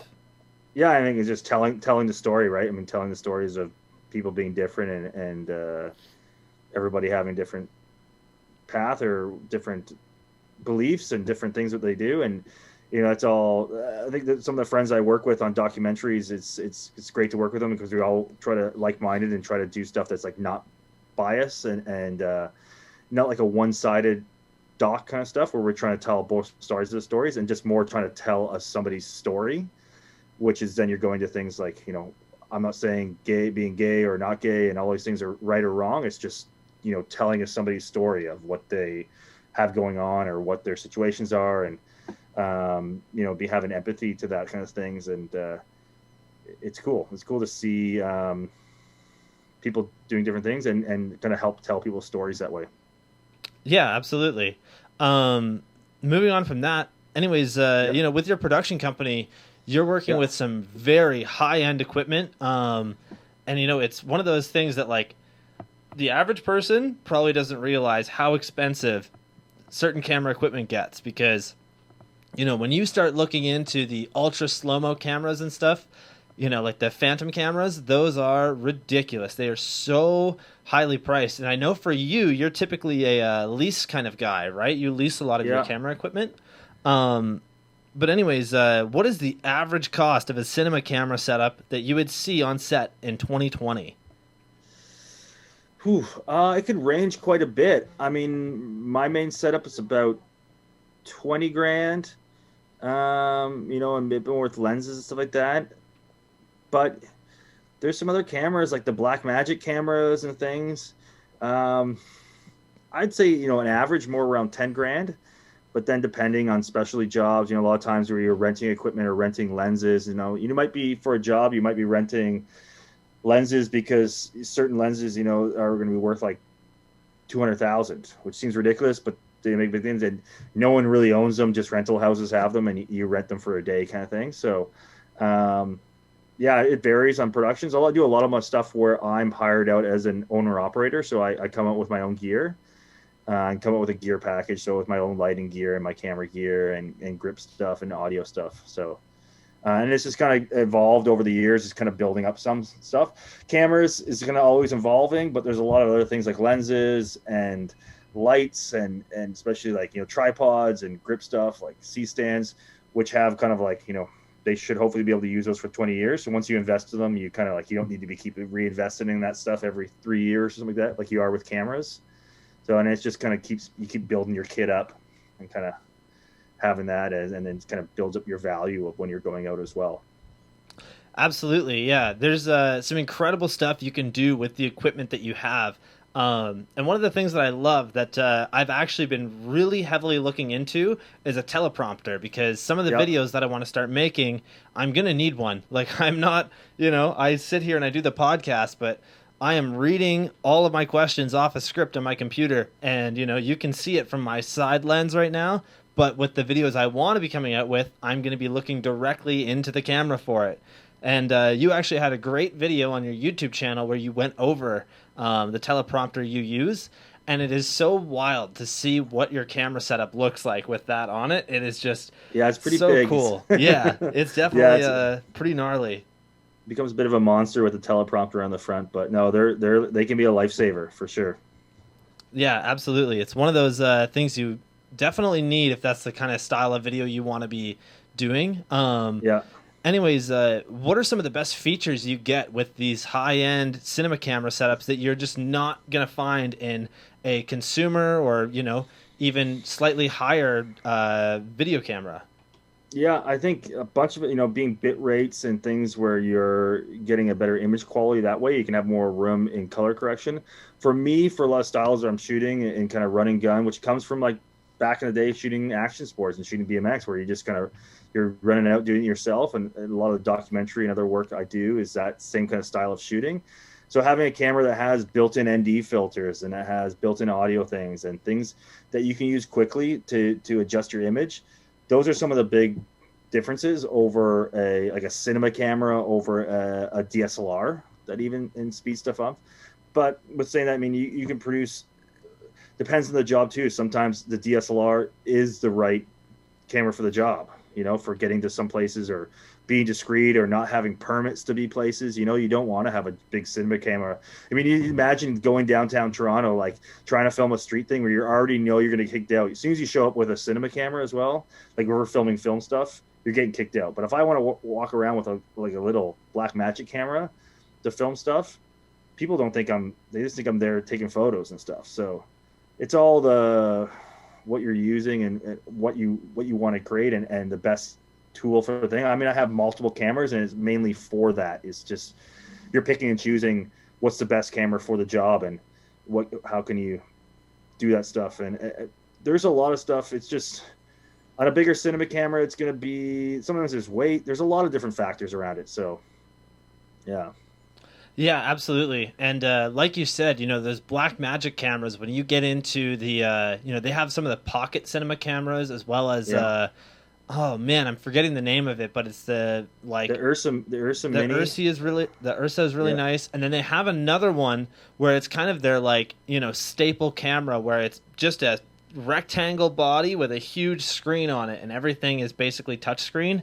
I forget what that one's called, but I was helping on a set of like a indie film this guy was making, and this other guy was using one of those, and I was instantly hooked. That's a camera that I've definitely looked into for future shooting, just because it's such a small, versatile camera that you just throw a lens on the front of it, throw a mic on it, and you're pretty much ready to go. Yeah, and it shoots amazing quality, those things. Yeah. Yeah, I think the one that he was using at the time, this is a couple of years ago, was 4K, but they get up to 8K now with just these tiny cinema cameras, which is really cool. Yeah. So what are some of the things that you would bring with you to an average shoot that you would be doing? Yeah, probably 2 cameras. A camera and a gimbal, another camera with just tripod or just using handheld, and then my truck's kind of like a production truck, so I have a pickup with a cap in the back, and I have all lighting gear in the back, and all my grip stands, and then audio kits, and then other assistants. But that's typically my thing, and then a few drone stuff. So I do a lot of drone work as well. So that's kind of what I have with me all the time, and teleprompter for sure, just in case. There you go. How did you get into shooting drone footage? That has become one of my favorite things to look at online. Jim Selinsky actually shoots quite a bit of drone photography. Another, BMX prominent person would be Justin Soul, who, has worked with NASCAR and whatnot, and he shot a lot of the Drew Bezanson videos at Joyride.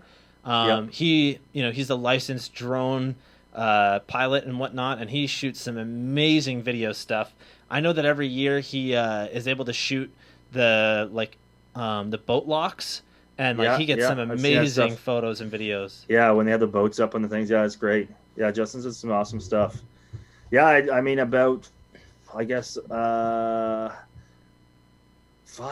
years ago. When was that? I first started flying drone stuff. I had one that they were terrible. The very first Phantom, you just put a GoPro on it. Didn't even have a gimbal. You couldn't see what you're flying. I just kind of saw it as a tool, right away. I had done some shoots before out of helicopters. I'd done some different shoots for some tourism stuff out of helicopters where we were shooting snowshoeing, and it was always really tricky. Tricky to keep the camera stable and super expensive. You're maybe a couple hour ride in a helicopter is gonna be $600-$700, and you maybe get some usable footage out of it, really, and the drones have just came a long way from back when they first came out, and just it's such a great tool to capture things from a different perspective that you can't see. I mean, skate parks and other things can look so cool from above, and then just be able to track with guys. And I've been trying to learn more of the FPV drones, which are really tricky. I need to spend more time on it, but I don't know if you've seen there's been much stuff with that in the BMX world, and mountain bikes have been using a lot, chasing guys through trails and stuff. They fly way different. You can shoot through trees and stuff. They're really tricky to fly, and you need to spend a lot of time with them. There's some people I know that are amazing at it. It's just different perspectives and different ways to see things. And it's just, I love cameras. I love camera tools, and I love seeing things that really are going to change the way that you can capture something. So. Yeah, absolutely. One of those things that really brings me to what you were talking about there about being able to fly drones behind mountain bike riders and whatnot is the videos that they do online of drone racing. Have you seen that, where they will have an arena set up? That shit is wild, man. I don't know why. I love that. It's basically the same drones they're using, putting GoPros on, right? Yeah. And you can just move way differently and super agile, and you can capture stuff in a completely different way. It's almost like doing a follow cam stuff with somebody through a set of trails with somebody wearing a GoPro on them. but then you could fly up above them and look straight down and go underneath the jump. And yeah, there's going to be more and more stuff coming out that way. Yeah, it's interesting to see even just how the technology with drones has changed in the last 5 years. Like, there are consumer drones now that you can buy for like $200-300, and that'll do for 1080 footage for just some random person. Yep. Like my buddy Scott, he uses them for his website where he just takes photos of different skate parks. He has over 1,000 skate parks logged on his website. Wow. And that's what he does. He'll go to each park and just take a video from above or a photo from above, and that's all he needs is just something that can do that quickly. But to see that you can get some of the stuff that you're using is incredible. Yeah, I feel like it takes quite a bit of time to actually get used to flying them too. Like, it's got to be so difficult. I feel like the first couple times you want to have a cheaper one so you can crash it. Yeah, I think the more expensive ones actually are getting easier to fly, just the amount of technology built into them of collision avoidance and stuff. It used to be it used to crash, it was kind of a thing where you kind of just factor that you're probably going to have to buy a couple per year because you're going to crash some at some point. Getting those cool shots where you're just kind of skimming over things, coming over trees and stuff, where it looks really great. The risk with that would always be there's a branch hanging out somewhere that you didn't see, and you clip that. And now with the collision or the anti-collision cameras and stuff they have on them, they work pretty damn good. And the GPS kind of locking positioning and stuff like that. So yeah, there's definitely time spent taking figuring out how to fly them smoothly and what looks good and how to frame stuff. But otherwise, I mean, I don't even like to tell clients sometimes, but they get so much easier to fly. Yeah, fair enough, eh? Anyways, what is it like working on set of a modern, documentary or indie film? Yeah, that's my daughter. How's it going? I made iced coffee. Okay, she made iced coffee, which she shouldn't be drinking on Saturday night. Sorry, what was your question there? Yeah, it's okay. So what's it like working on set of a modern, indie film or documentary? Yeah, I mean, indie films, I don't really do much stuff of that kind of style of filming, mainly documentary stuff. And it's great. I mean, it's fun. I love one of the featured docs I worked on was called Transformer. It's on a transgender powerlifter that he was the strongest man in the world, and he then came out as he was transgender and became a woman. We followed that over, almost 2 years. Wow. So on and off, it wasn't always obviously filming for 2 years, but it was traveling down to Michigan. He lived she lives in Ann Arbor, Michigan, and we'd go down and film with her there. And then we did some other trips with her to California and some other places, and other colleagues did some other trips overseas with her. That stuff's cool. I mean, it's cool to see long form progression stuff. I really like. There's not a ton of projects we do that way because it is big investments. You need to have backing and do stuff that way. But it's a cool thing to see when you have to put that much time in to make a hour and a half film in the end. You basically did probably 3 years when you get into the editing and stuff with it. So yeah, it can definitely take a lot of time. I think what's so cool about documentaries nowadays, they've become so accessible with streaming services like Netflix, as well as Amazon and all these other ones that are out there. And there's quite a few, especially with Netflix. They do a really good job at distributing there was a couple that I watched this year. So one of them was called Tread. I don't know if you had seen Tread, but Tread is about I forget his name, but he was a guy in the States who had moved to a different town to build a muffler shop there, and the town kind of went against him because he wasn't a local. And after a few years of them kind of just really putting him in a bad position, they had said that he couldn't run his business until he had this crazy pipeline set up for his business. He bought a bulldozer, and this is you must have heard about this back in the day, but he bought a bulldozer and built basically a tank with it, and then just went around the town and knocked down all these buildings of these people that had kind of screwed him over. And it was a really interesting documentary to follow because you would hear people that were kind of on his side about it, and then you would hear the stuff from the people that, you know, had their things taken away from them essentially. But also he had this is like pre-podcast, but he had started recording tapes of him, almost like an audio journal, talking about what he was doing, why he was doing it, and like when it came down to it. It was really wild. It was super interesting, but I love the fact that Netflix was able to kind of recreate it in a way. And then another one is like they do all these series now where they had one about video games, and they start all the way back to when the first video game happened, right? And they go and they talk to other people about it. It was really cool. I just think it's something that's really become popular in the last little while is documentaries. To shout out another two that I really have not had the chance to see, but I am going to actually buy the DVDs for them. One of them is called The Last Blockbuster Ever by Pop Motion Pictures, and they talk with the owners of the last blockbuster in the world that is still active to this day in the States. And it's such an interesting idea behind it. And, you know, like, think about, you know, when you used to go to movie stores and rent a movie and whatnot. And a lot of people, you know, I feel like your kids have probably never experienced that, right? No, definitely not. Yeah. Yeah, just one of those really wild things. And then another one, I'm really into ska music and ska punk.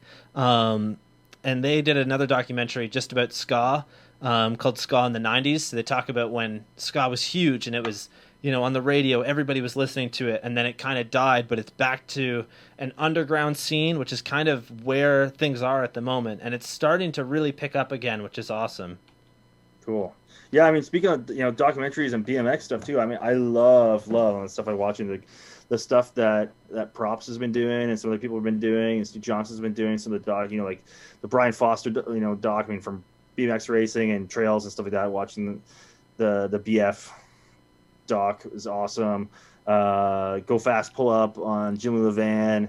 You know, I want to see more stuff like that, like especially these legends of the sport, and hearing, you know, backstories and, you know, where they came from and all that stuff. I find that stuff, just like I like listening to some podcasts and stuff too for old school BMX stuff or mid school BMX.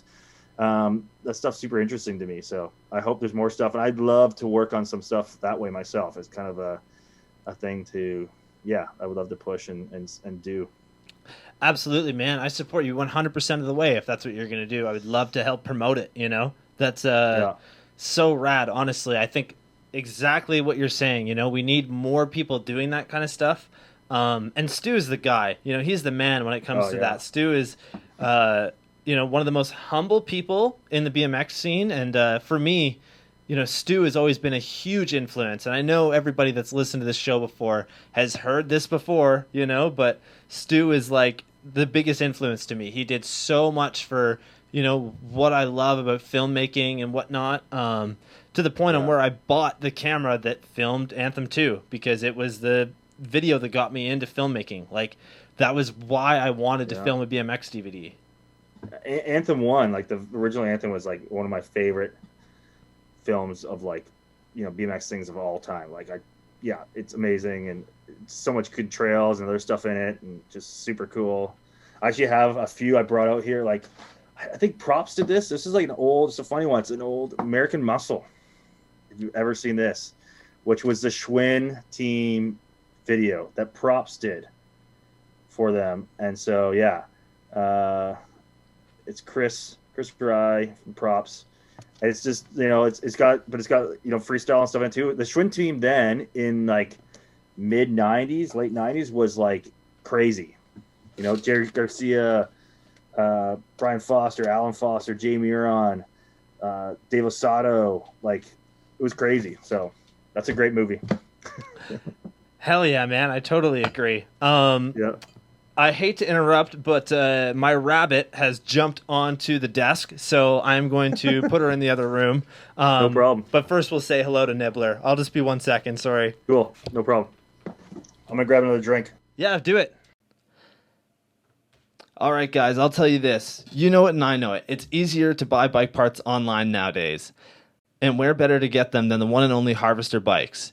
That's right. We're talking about some of the best brands in BMX being sold all over Canada from a bike shop who cares about you and your local BMX community.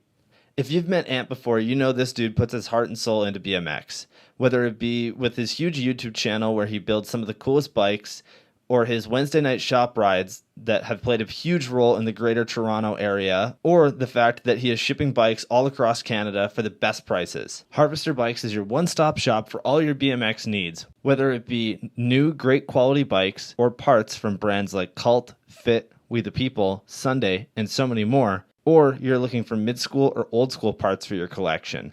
Harvester Bikes does it all. I'll make it pretty simple for you. If you're not buying from Harvester Bikes, you're not supporting the best BMX shop in Canada. Head over to Harvester Bikes today and get some free HVXgoat stickers with your order for a limited time only. Alrighty, sorry about that. We have a Flemish, we have a Flemish giant, and she's like the size of our biggest cat, so about 16 pounds, and she just thinks she owns the place. She'll jump up on the desk whenever she wants, so she is out of the studio. She is back in the living room now. Anyways, moving on from that, let's go back to CBR here. So with CBR, it's very clear that you did take a lot of influence from props and all of those old school, mid-school, I should say, BMX videos. But when it came to editing, what were some of the main ideas you had for the video? Yeah, I would say there wasn't really any. It was like experimenting, and I got like my first like proper editing system when I started cutting stuff for it. Like the intro thing with like all the overlays and stuff. That was just like me like kind of finding stuff and like, oh, this is kind of cool, and doing stuff like that. And so a lot of things I would change in it if I was to redo it now and stuff. But it's part of the fun things of learning and creating stuff. And so there was no real. There's actually a funny story on that. Is that I had edited pretty much the whole scene, like the whole movie. It was done, and I spent months and months on it. And then I had my system crashed, and the project was getting really big, and it wouldn't boot up. It wouldn't load the program. It kept having these corrupt problems. And I called support that I had where I got my computer from, and for Adobe. And the lady said to me, she's just like, the support lady, she's like, did you never save this as a different version? Like, weren't you saving it every day as a different version? This is like before Premiere, like would save presets for you, different versions where you can go back to. Yep. And I was like, no, that would be a great idea. And so I had to re-edit it all from the beginning. Oh my God. I already had like some ideas of how things were cut, but I had to recapture the tapes. Actually, no, I didn't have to recapture tapes because I had stuff still on. I could get that files back in, but just the project file that linked everything up was all gone. So, yeah. Wow. I can only imagine how much work that would have been, Definitely one of those things that like I always have whenever I make like changes in a big video project, I typically have two different versions of it. I'll have one of when I started to make changes that day, and then I have the version that I'm currently working on. And then the next day, I will get rid of the version from before and use that one, and then make a new version of the one that I'm working on. Yeah, smart way to do it. It's a hard way to learn. Yeah, but, unfortunately, Yeah, and I had like kind of a deadline because I knew I was going to premiere it at the Toronto Bike Show in 2002, I think. Yeah. Yeah. So it was during the Law Revolution and stuff. It was like right after the Friday night, I think, contest. It was Saturday night. We did a premiere at the bike show. So. How was the premiere for that? I feel like it must have been insane with so many people there. It was pretty good. I mean, it was definitely a smaller premiere. We did it in the bike show at his place. I didn't have like a bar and stuff. It wasn't like the same as some of the other films coming out, but it was good. It was some other big names that came to see it and said some congratulations and stuff to me, which was cool. So that's awesome, man. Anyways, one of the things that we kind of touched on there was that tech has advanced so far now. Like we said, everybody can basically edit a video nowadays on their phone and post it, do everything. How would technology have changed your process for like making that video? I think things would have been done quicker. It was probably 2 years at least of filming before getting stuff out, and part of it was just like gathering footage, but part of it was like it was so much work then to put stuff together. So you didn't want to have stuff till you had a bunch of things together, because there was really no outlet to put short stuff out. You needed to have something that was like 20 minutes or longer for anybody to buy something on VHS or DVD back then, right? You couldn't put out a 2-minute section that have.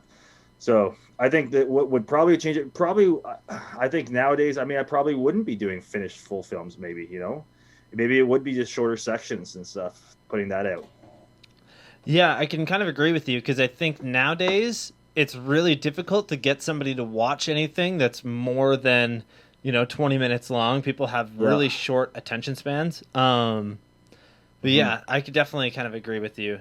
And something I wanted to mention there is, you were talking about how you went through these different versions of the video because of corrupt files and whatnot.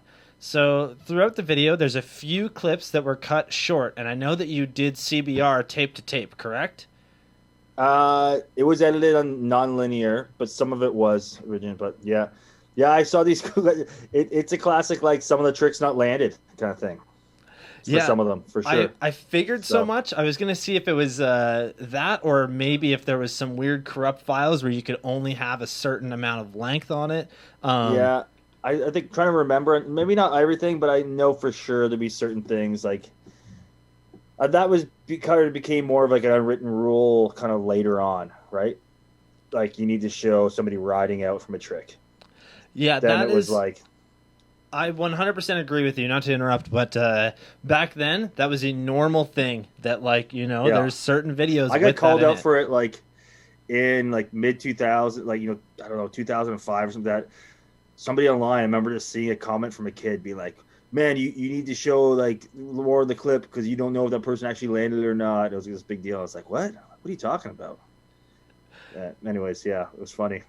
Yeah, there's a clip in Space Goats, my latest full-length video, where the guy landed the trick, and what it is, it's a 360 over this big gap, and the way that I had done it was the first clip is of him riding at the actual gap, and it's just him jumping it normally, and then I switched camera angles to him 3-ing it with a fisheye, and when he lands it, with Space Goats, I threw in all these crazy effects and whatnot. Like I really spent a lot of time working on just having these weird explosions of color and whatnot. And basically when he lands this 360, the whole clip just goes like wild, where it's just a big explosion into the next clip. And it was one of those things that I definitely had a few people be like, did he really land that? And I had the footage on my phone ready for those comments because I knew somebody was going to say something about it. And I knew that before I put it out. But, he did land it for anybody that is out there listening. I'll have to send you that clip afterwards to really explain what I'm talking about. Yeah, back in the VHS days, and DVD days, we didn't have online kind of like haters and stuff too, or people calling out stuff. So there wasn't those communities of people, like there was no way to really get feedback like that. You had to write a letter to a magazine. Yeah, definitely. Yeah, it's crazy to think that like everybody has the opportunity to put stuff online, but now everybody has the opportunity to be shit on. It's kind of crazy to think about. But I always kind of look at it as like, if you have haters, you're clearly doing something right. Like there's that's kind of what comes along with being successful in a way. I don't know if you kind of agree with that, but I feel like you would. It's funny. I always like when people like make negative comments on things like YouTube and stuff, because YouTube doesn't care if it's negative or positive. They can't tell. You just get better rankings if you have comments. So anybody making a comment is still helping your rankings and stuff, whether it's negative or positive. So it's just funny that people spend the time. Absolutely. I completely agree. So let's see here. We've been going for almost 2 hours now. This has been awesome. How you doing there? Yeah, I'm good. Yep. Perfect. We're gonna do a couple more questions if that's okay with you. I have Yep. so many here, so I'm happy that I kind of overdid the script here. But yeah, moving on from that, let's finish off talking about CBR here. So one of the crazy things about CBR, at least for me, was the fact that you can buy this video from Walmart online. You can buy it from Amazon, from Best Buy. I bought my copy from Just for Games, but using Amazon. And I don't know why, but it's just so crazy to me that you can buy a full-length BMX DVD from places like Walmart or Best Buy. Did you have a part in how it was distributed, or was that the company that kind of helped produce the video? Yeah. Yeah. No one really gave me any backing really when producing stuff, but I brought it to Rika Sport, which was a big, at the time, kind of Canadian action sports VHS DVD distributor. And they would produce some stuff too and like help things get finished, but they were doing it for a ton of different people. And they were like, I think they would sell props, would sell through them and stuff, some stuff that would go into their stores. So there would be, and then distributors like 1664. But so Rika had a thing with them. They were selling it. And they came back to me like a year later after it was out and said, hey, we want to redo this on DVD. And we want to sell it. Like they had these kind of like sales bins through Walmart, so it's like you get really little royalties, but it gets it out there a ton. So I think it was sold at the time, maybe it was like $8, $10 in through Walmart. And I got like nothing. I got like 25 cents per copy. And then I think I got paid out like a flat thing, which was like, maybe it was like a check for like $500 for them to like have the rest of the run. So I don't even know where those copies come from anymore. So yeah, it's cool to see that it's still out there and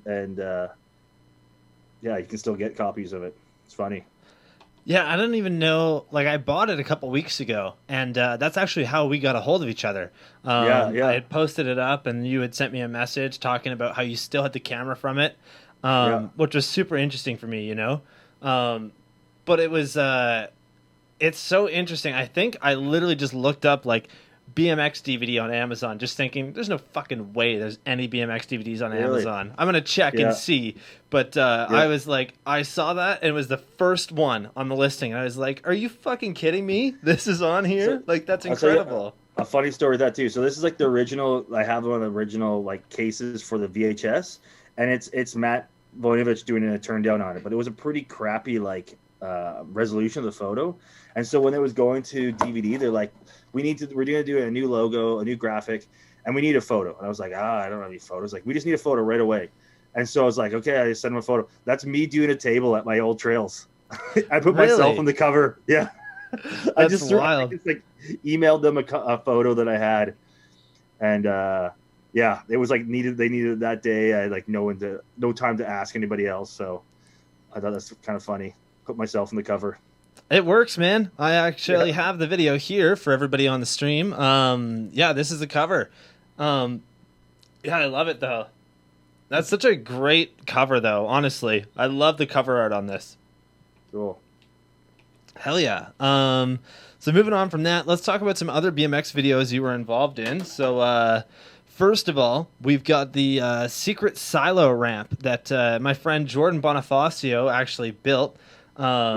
Which is so cool, and I know a lot of people are probably thinking, what is this guy talking about? So, obviously, we all know what a silo is. It's where they would keep, like, grain and whatnot on farms.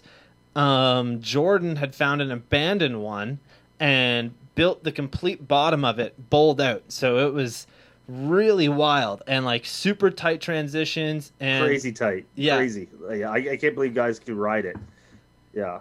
Yeah, it is so wild. Honestly, it's nothing like what you would ride today. But anyways, you actually filmed a video of them riding it, which is super cool. Like, and it was one of those spots that everybody talks about around here, but nobody's ever ridden. It was like Jordan and a couple other people have ridden it. But yeah, how did you get a hold of him for that?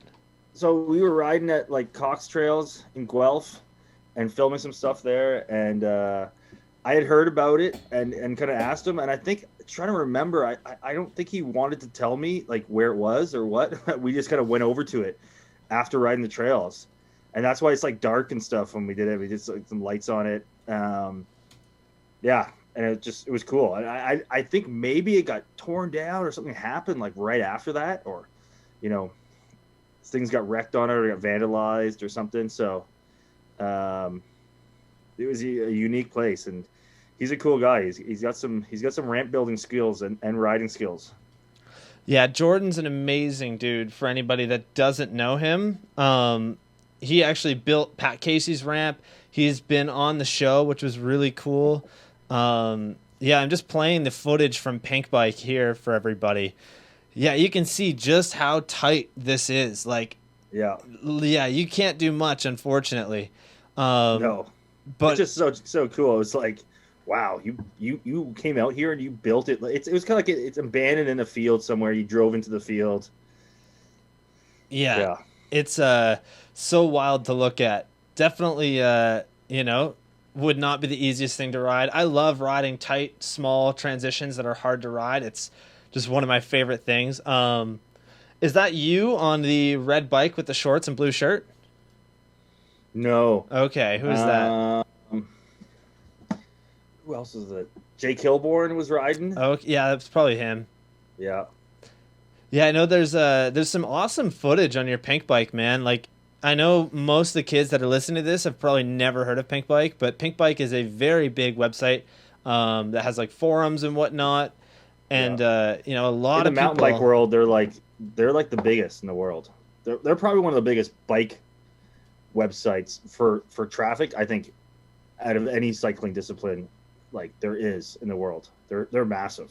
They're out of BC, which is cool. Yeah, absolutely. They're rad, man.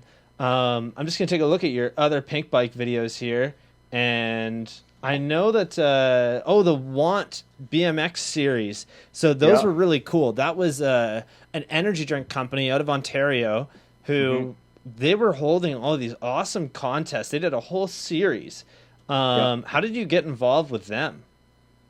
Yeah, I knew the guy who started it, Bill Moffat, and I was doing some stuff with him with Want and kind of helping with some videos for the team and other things, and they started doing this. They did it one year. I think they did 5 contests or so, and then he had a bunch of BMX guys on the team, so it was fun. It was fun to go with those guys and shoot a bunch of things, and he had a pretty good tight snowboard team at the time too, and skate riders too. Some kind of big names in skate now. So, yeah, unfortunately, it was a tough go for him. For, you're up against big players, right? When you're even then, like, it was hard push. He did a really good go at it, but unfortunately, you get companies with way bigger pockets that can push you out of things. So.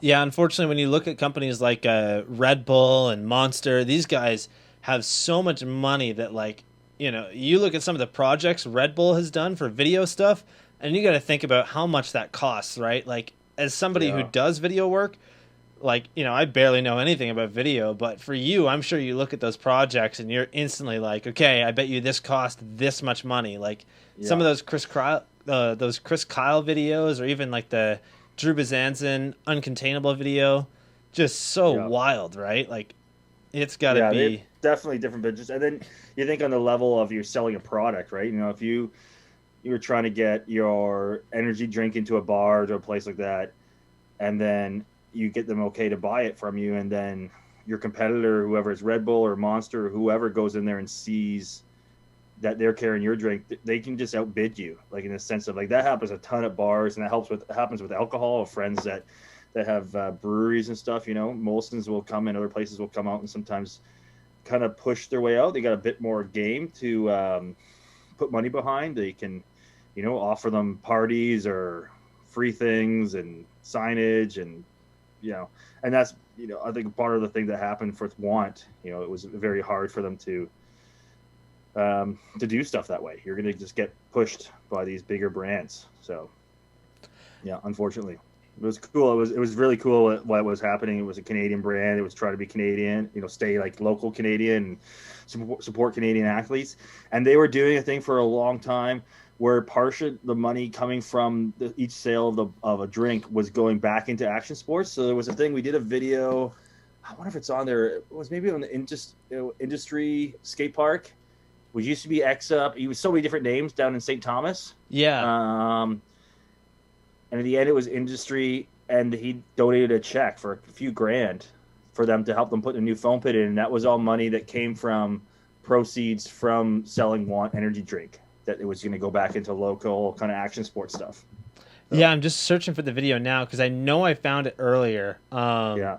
But it was I watched that one and it was really cool, man. Like you don't see that, you really don't see too many people that are willing to put down, cash for that kind of stuff. Like it's definitely difficult for small time companies, and it is one of those things that like it would have been nice to see them really grow, and the branding behind it looks awesome. Like the way that you edited this and everything that was done with it is proper. It looks great, especially for the time. Well, thanks. Yeah, they were fun. It was pretty creative and kind of allowed to do my own thing. So yeah, it looks awesome, man. We're just watching the clip here of them talking about the foam pit and whatnot. Yeah. Yeah, industry was awesome. I never got to go, unfortunately, but it was, one of those parks that a lot of the local older riders from around here talked about. Yeah, then it was like when it was riding for 3 years, that was really the only place to ride indoors. There was tons of guys that were driving hours, and I would do the same thing. You would drive like 2 hours, 3 hours to go down to St. Thomas to go ride. But there wasn't. I mean, that's why people got to be so thankful that you have somewhere like Joyride in the GTA where you can go and ride. So absolutely, I think we're support those things because you don't know it. Or we'd drive to the U.S. We'd drive down to Buffalo and drive to Changa. We do those on average trips a bunch of times because you just get a bunch of guys together and you crash 8 dudes into a hotel room and go down for a weekend because you just wanted somewhere to go ride. That was good. Yeah, absolutely. We're so lucky nowadays because we have quite a few indoor parks, like at least in my area. Within like an hour and a half drive, I have Joyride, all in skate park where I used to work, as well as Inflow. And then a little bit further, we could go up all the way to Ottawa and ride the Yard, Yeah. There's some great spots to ride, that's for sure. It's amazing. Yeah. And they're all great. Like, they're so much better than parks used to be. So yeah, absolutely. Alrighty, why don't we... Let's see here. We're going pretty good. How do you feel about 2 more questions? Yeah, no problem. Perfect. So let's see here. I just want to figure out... Oh, I got a fun one for you. So everybody that watches the show knows that I'm a beer guy. For every single episode that I've recorded of this show, I have had some sort of beer. Right now, I'm drinking a Hazy Town nice. IPA from Amsterdam Brewery, one of my favorite breweries. But I know that you're also a beer guy. So what are your 3 top beers right now? Yeah, I read this question. That's a tricky one. 3 top beers. I think it's really difficult because when you get into craft beer, there's so many different kinds of beers, right? Like I enjoy pretty much all different types of craft beer. I will love to drink a sour certain days. Stouts are really my thing when it comes to wintertime. And then IPAs, there's nothing better than a good hazy IPA on like a hot day, in my opinion. Yeah.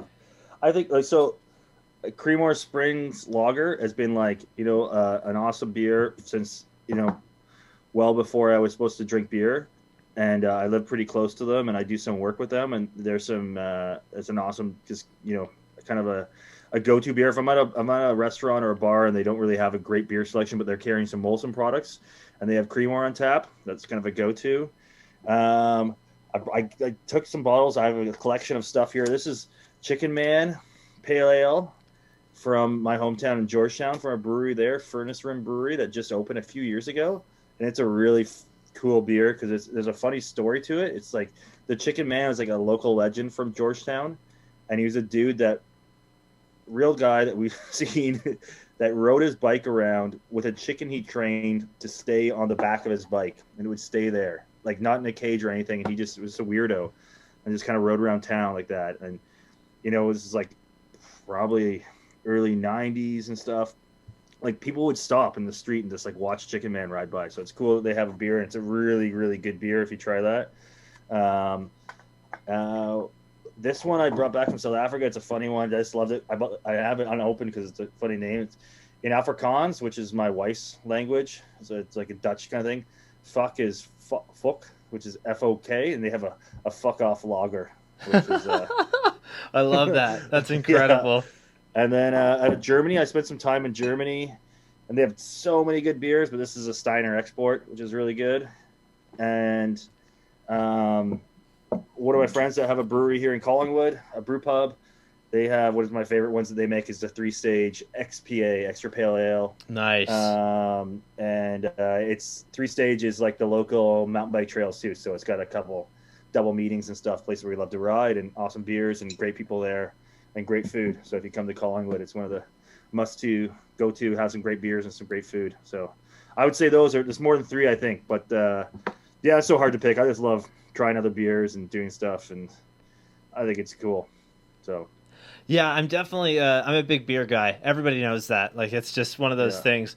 You know, on the show, I've had people on from England, and I've made it my thing that I love to have a beer on the show. It's just a perfect like conversation thing, right? So I have literally sat here and cracked open, you know, like a 7% IPA at 9:30 in the morning, which isn't the greatest thing in the world, but it's just one of those things, right? I got to do it. Anyways, you actually talked about traveling a little bit there, and I want to make sure we cover that because the film industry has brought you to so many incredible places. You actually went to South Africa quite a while ago, but what are some of the amazing places that filmmaking has taken you?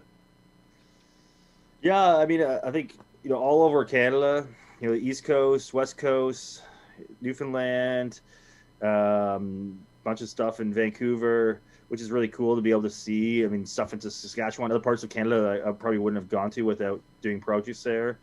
Bunch of stuff in the U.S., which, I mean, you know, as much as Canadians sometimes don't like the U.S. and stuff, there's so many great places in the U.S. as well. You know, doing work down in California and stuff and kind of San Diego, and California is such an awesome state. You can see why guys move down there for riding and stuff too, for sure. Like for BMX and action sports culture is so big down there, and climate wise and just spots to ride, it's crazy. So, and then overseas, like in Europe, and then in parts in Africa and South Africa and Ethiopia. Yeah, it's cool. I mean, some of the things I'm missing this year with not being able to travel and stuff. It's one of the fun things, going different places and documenting things. So I'm looking forward to when that things are possible again. Yeah, definitely. What's a place that you have not had the chance to visit yet that you have always wanted to go to? I think Asia is big on the list. I've never been over to Asia. I'd love to go to Japan. I'd love to go and snowboard in Japan. I have some friends that have been over there. Some friends that have been on some filming trips, filming snowboards in Japan, and seeing the Japao, as they call it, the Japanese, the powder they get there. It looks insane. So I love sushi too, and I think there's some great beers. They have those. Have you ever seen those things in Japan that they have where they have you can get like a pint of beer, but it's like a vending machine, and it gives you a pint and it tips the glass and it pours it for you, and it pull it out, and it's like a perfect pint of beer, but you bought it from a vending machine. That's incredible. Yeah, it's so cool. I see these things, like I want to go to Japan for that as well. So yeah, I'm going to 100% put a video of that right there. So yeah, I got to see that. That sounds incredible. Yeah, Japan is actually on my list of places to go for sure one day. Some of the spots there are incredible. Like we've seen Van Homan actually lives there now full time, which is insane. You know, he's doing it for the Olympics. He's there running things. I feel like it's got to be so crazy for him, who's been an American his whole life, to just literally up everything that he's doing and just move across the world to a completely different country that speaks a completely different language. But from what I understand, it's not the end of the world if you only really know English. Like, you can learn pretty quickly there. And I believe everybody kind of, I don't know, it sounds weird, but I feel like English must be kind of a second language there. I'm probably wrong on that, but Yeah, I think around the world, that's kind of like English is kind of like, not a universal language, but it's used quite a bit, especially in city centers, right? You get out of some place, even in Germany, you get into some parts of like Lower Bavaria, and it's kind of like going into some parts of Quebec where it's like they might speak English or a little bit English, but they don't want to speak English. That stuff can be challenging. But I think a lot of cities and stuff, people, if they speak, it's another language, but English is kind of like they know, especially if they're dealing with tourists and stuff too. So. yeah, definitely. I feel like that's kind of something everybody knows about, right? Like, you're going to have people that are there strictly because they've seen amazing things that they've always wanted to visit. And the best way to make those people feel welcome is to at least try a little bit, right? Yeah. Yeah. Get your Duolingo going. It's that app that learns different languages on your iPhone, which works really well. My girlfriend uses that. She was trying to learn Spanish and everything with it. And I feel so dumb because I was exempt from French throughout high school, and I really should have just done it and learned it. Because one of my favorite places in the world is Montreal. I love Montreal, and it is the most English-speaking part of Quebec, but I still feel like a goddamn toddler every time I go there because... Yeah, I don't speak any French. I was exempt from French in high school, too. Yeah. So, yeah. Yeah, it's so difficult, man. And people that don't know, you get exempt from French in high school when you're doing too bad in other classes, typically. Yeah, definitely. That was me. It was more like, you need more help in English. We're going to worry about your first language before we let you do French. So... Yeah, exactly. I'm like diagnosed with a learning disability, and it's mainly towards spelling. And in the last couple of years, not writing on paper is a huge thing because like your laptop or your phone can really help. And some of the advantages of just using technology have helped so much for me because I can't spell worth of shit. No, I can't spell at all. Yeah, just being able to like say something into a phone and then have it like the spelling there has helped so much. I've actually learned quite a bit. Whereas, like, I went to a boarding school for years, like 2 years, to just focus on my spelling and my reading and whatnot. And all I learned how to do is read a little bit better. But my spelling and my actual, like, handwriting never changed. It's still terrible. But now that I can use a phone, it's so much easier. Just say it into that and then just type it out. I can see it right there. Well, watch the beginning of CBR, what I say, the copyright 2002 or whatever is in it. It's at the bottom. Yeah. So at the end of the beginning. Look how I write copyright. Yeah, it's with a W, isn't it? Yeah. Yeah. And like, I had somebody else called me, like, thought I did it as a joke. They're like, yeah, it's funny how you wrote it like that. I was like, what do you mean? He's like, it's funny. It's like, that's not how you spell it. I was like, what? Oh, I spelled it wrong? And it was already done. I had no clue. I thought I spelled it right. So, and then people just thought it was funny. Like, oh, you totally, did that on purpose. I'm like, yeah, I did. Yeah. So I made a mistake. Yeah, there you go. That was pre like spell. There was no spell check in Premiere and stuff then. Definitely not.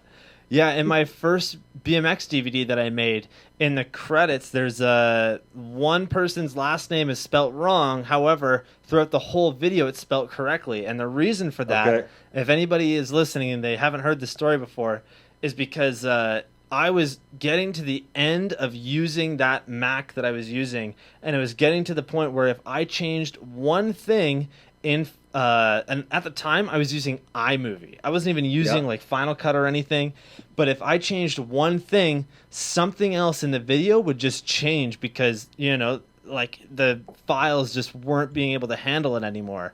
So it got to the point where I knew there was a few mistakes, but if I changed it, it was going to change something else that would drastically change the video. So I just said, fuck it, and just left it. And I know it sounds like I'm making that story up, but that is 100% the truth. No. Sometimes you just got to get things done. So yeah, it's just one of those things where it's like, I'm not about to sit here and try and correct a bunch of stuff when it's going to make other things not work the same way.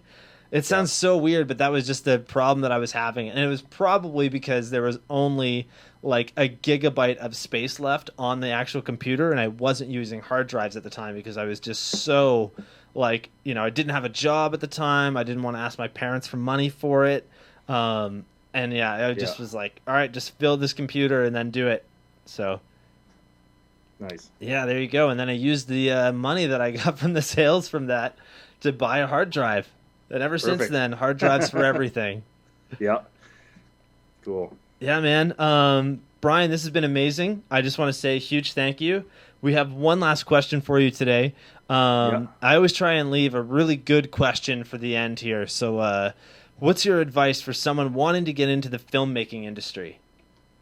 Into filmmaker or like bike stuff specific or just total film industry? Let's do both. Let's do the bike industry and then moving over to the I think film. my advice might be the same. It's like just get out there and start creating stuff. Like don't worry about not having the best things or not having the right things or create. Like the best way to learn is to make stuff and make mistakes, and stuff you make in the beginning might be suck and stuff like that, but just keep doing it. Like that's the best way to learn. Don't some people can spend so much time watching people on YouTube and watching other things and seeing how they're doing stuff and like, oh, I'm not good enough yet. Just go out there and do it. Like if you want to make BMX stuff, go film your buddies and go film. You might not have the best ridings with that, but you're going to learn different things. And then, approach people that you want to film stuff with and ask them. I think that there's people, especially younger kids, might find out that people are especially in the BMX world and stuff, are way more approachable than you think.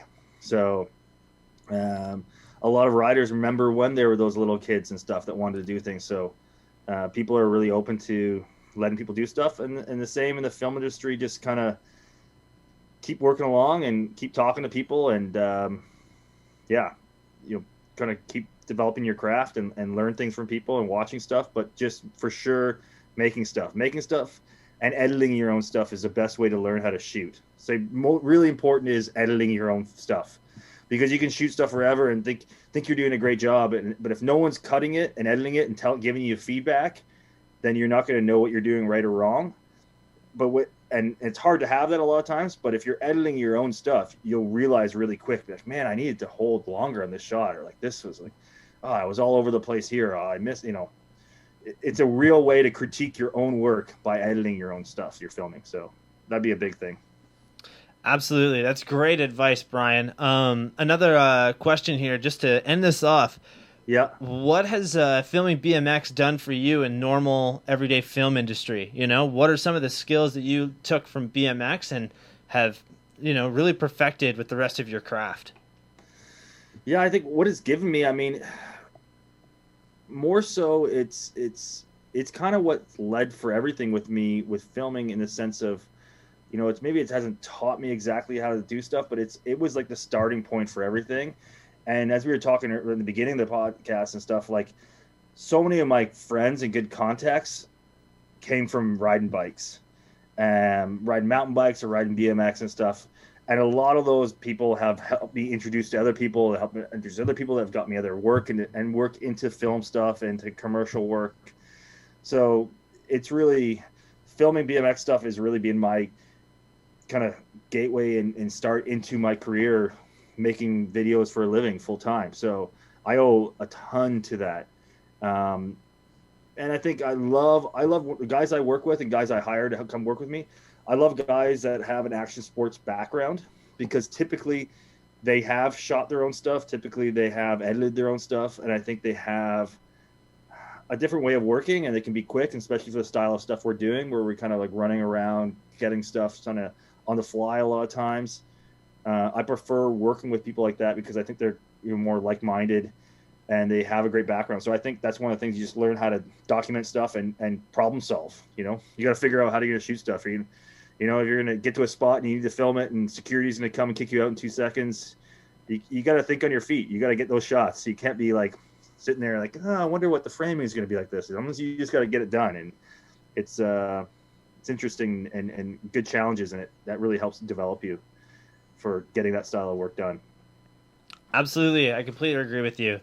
Filming BMX and being involved in that industry will 100% make you think on your toes, right? You got to constantly be, ready for whatever, because like you said, you can't just show up to a certain spot and film. Sometimes you got to go through these permits and whatnot. And if you want to, bypass that, you got to be quick. You got to be able to get that done. Yeah, definitely really important. Anyways, like I was saying, Brian, thank you so much for doing this today. Honestly, I really appreciate it. It's been really fun sitting down and chatting with you just about Yeah. BMX and, the film industry and whatnot. And you're a very knowledgeable guy, so thank you so much. A pleasure. Thanks for having me. It's really fun. Hell yeah, man. To anybody that's listening still, thank you so much for checking out the podcast today. Make sure you go and give Brian a follow on Instagram. Brian, do you have anything you want to shout out? Yeah. Shout out to my friends that, back in the day helped me with filming stuff and getting stuff for CBR. That kind of really helped me launch things and get moving on. So all my buddies that were in the film and buddies that, helped get me extra footage and stuff like that. Thanks so much, guys. Hell yeah, man. And I think we'll end it off here.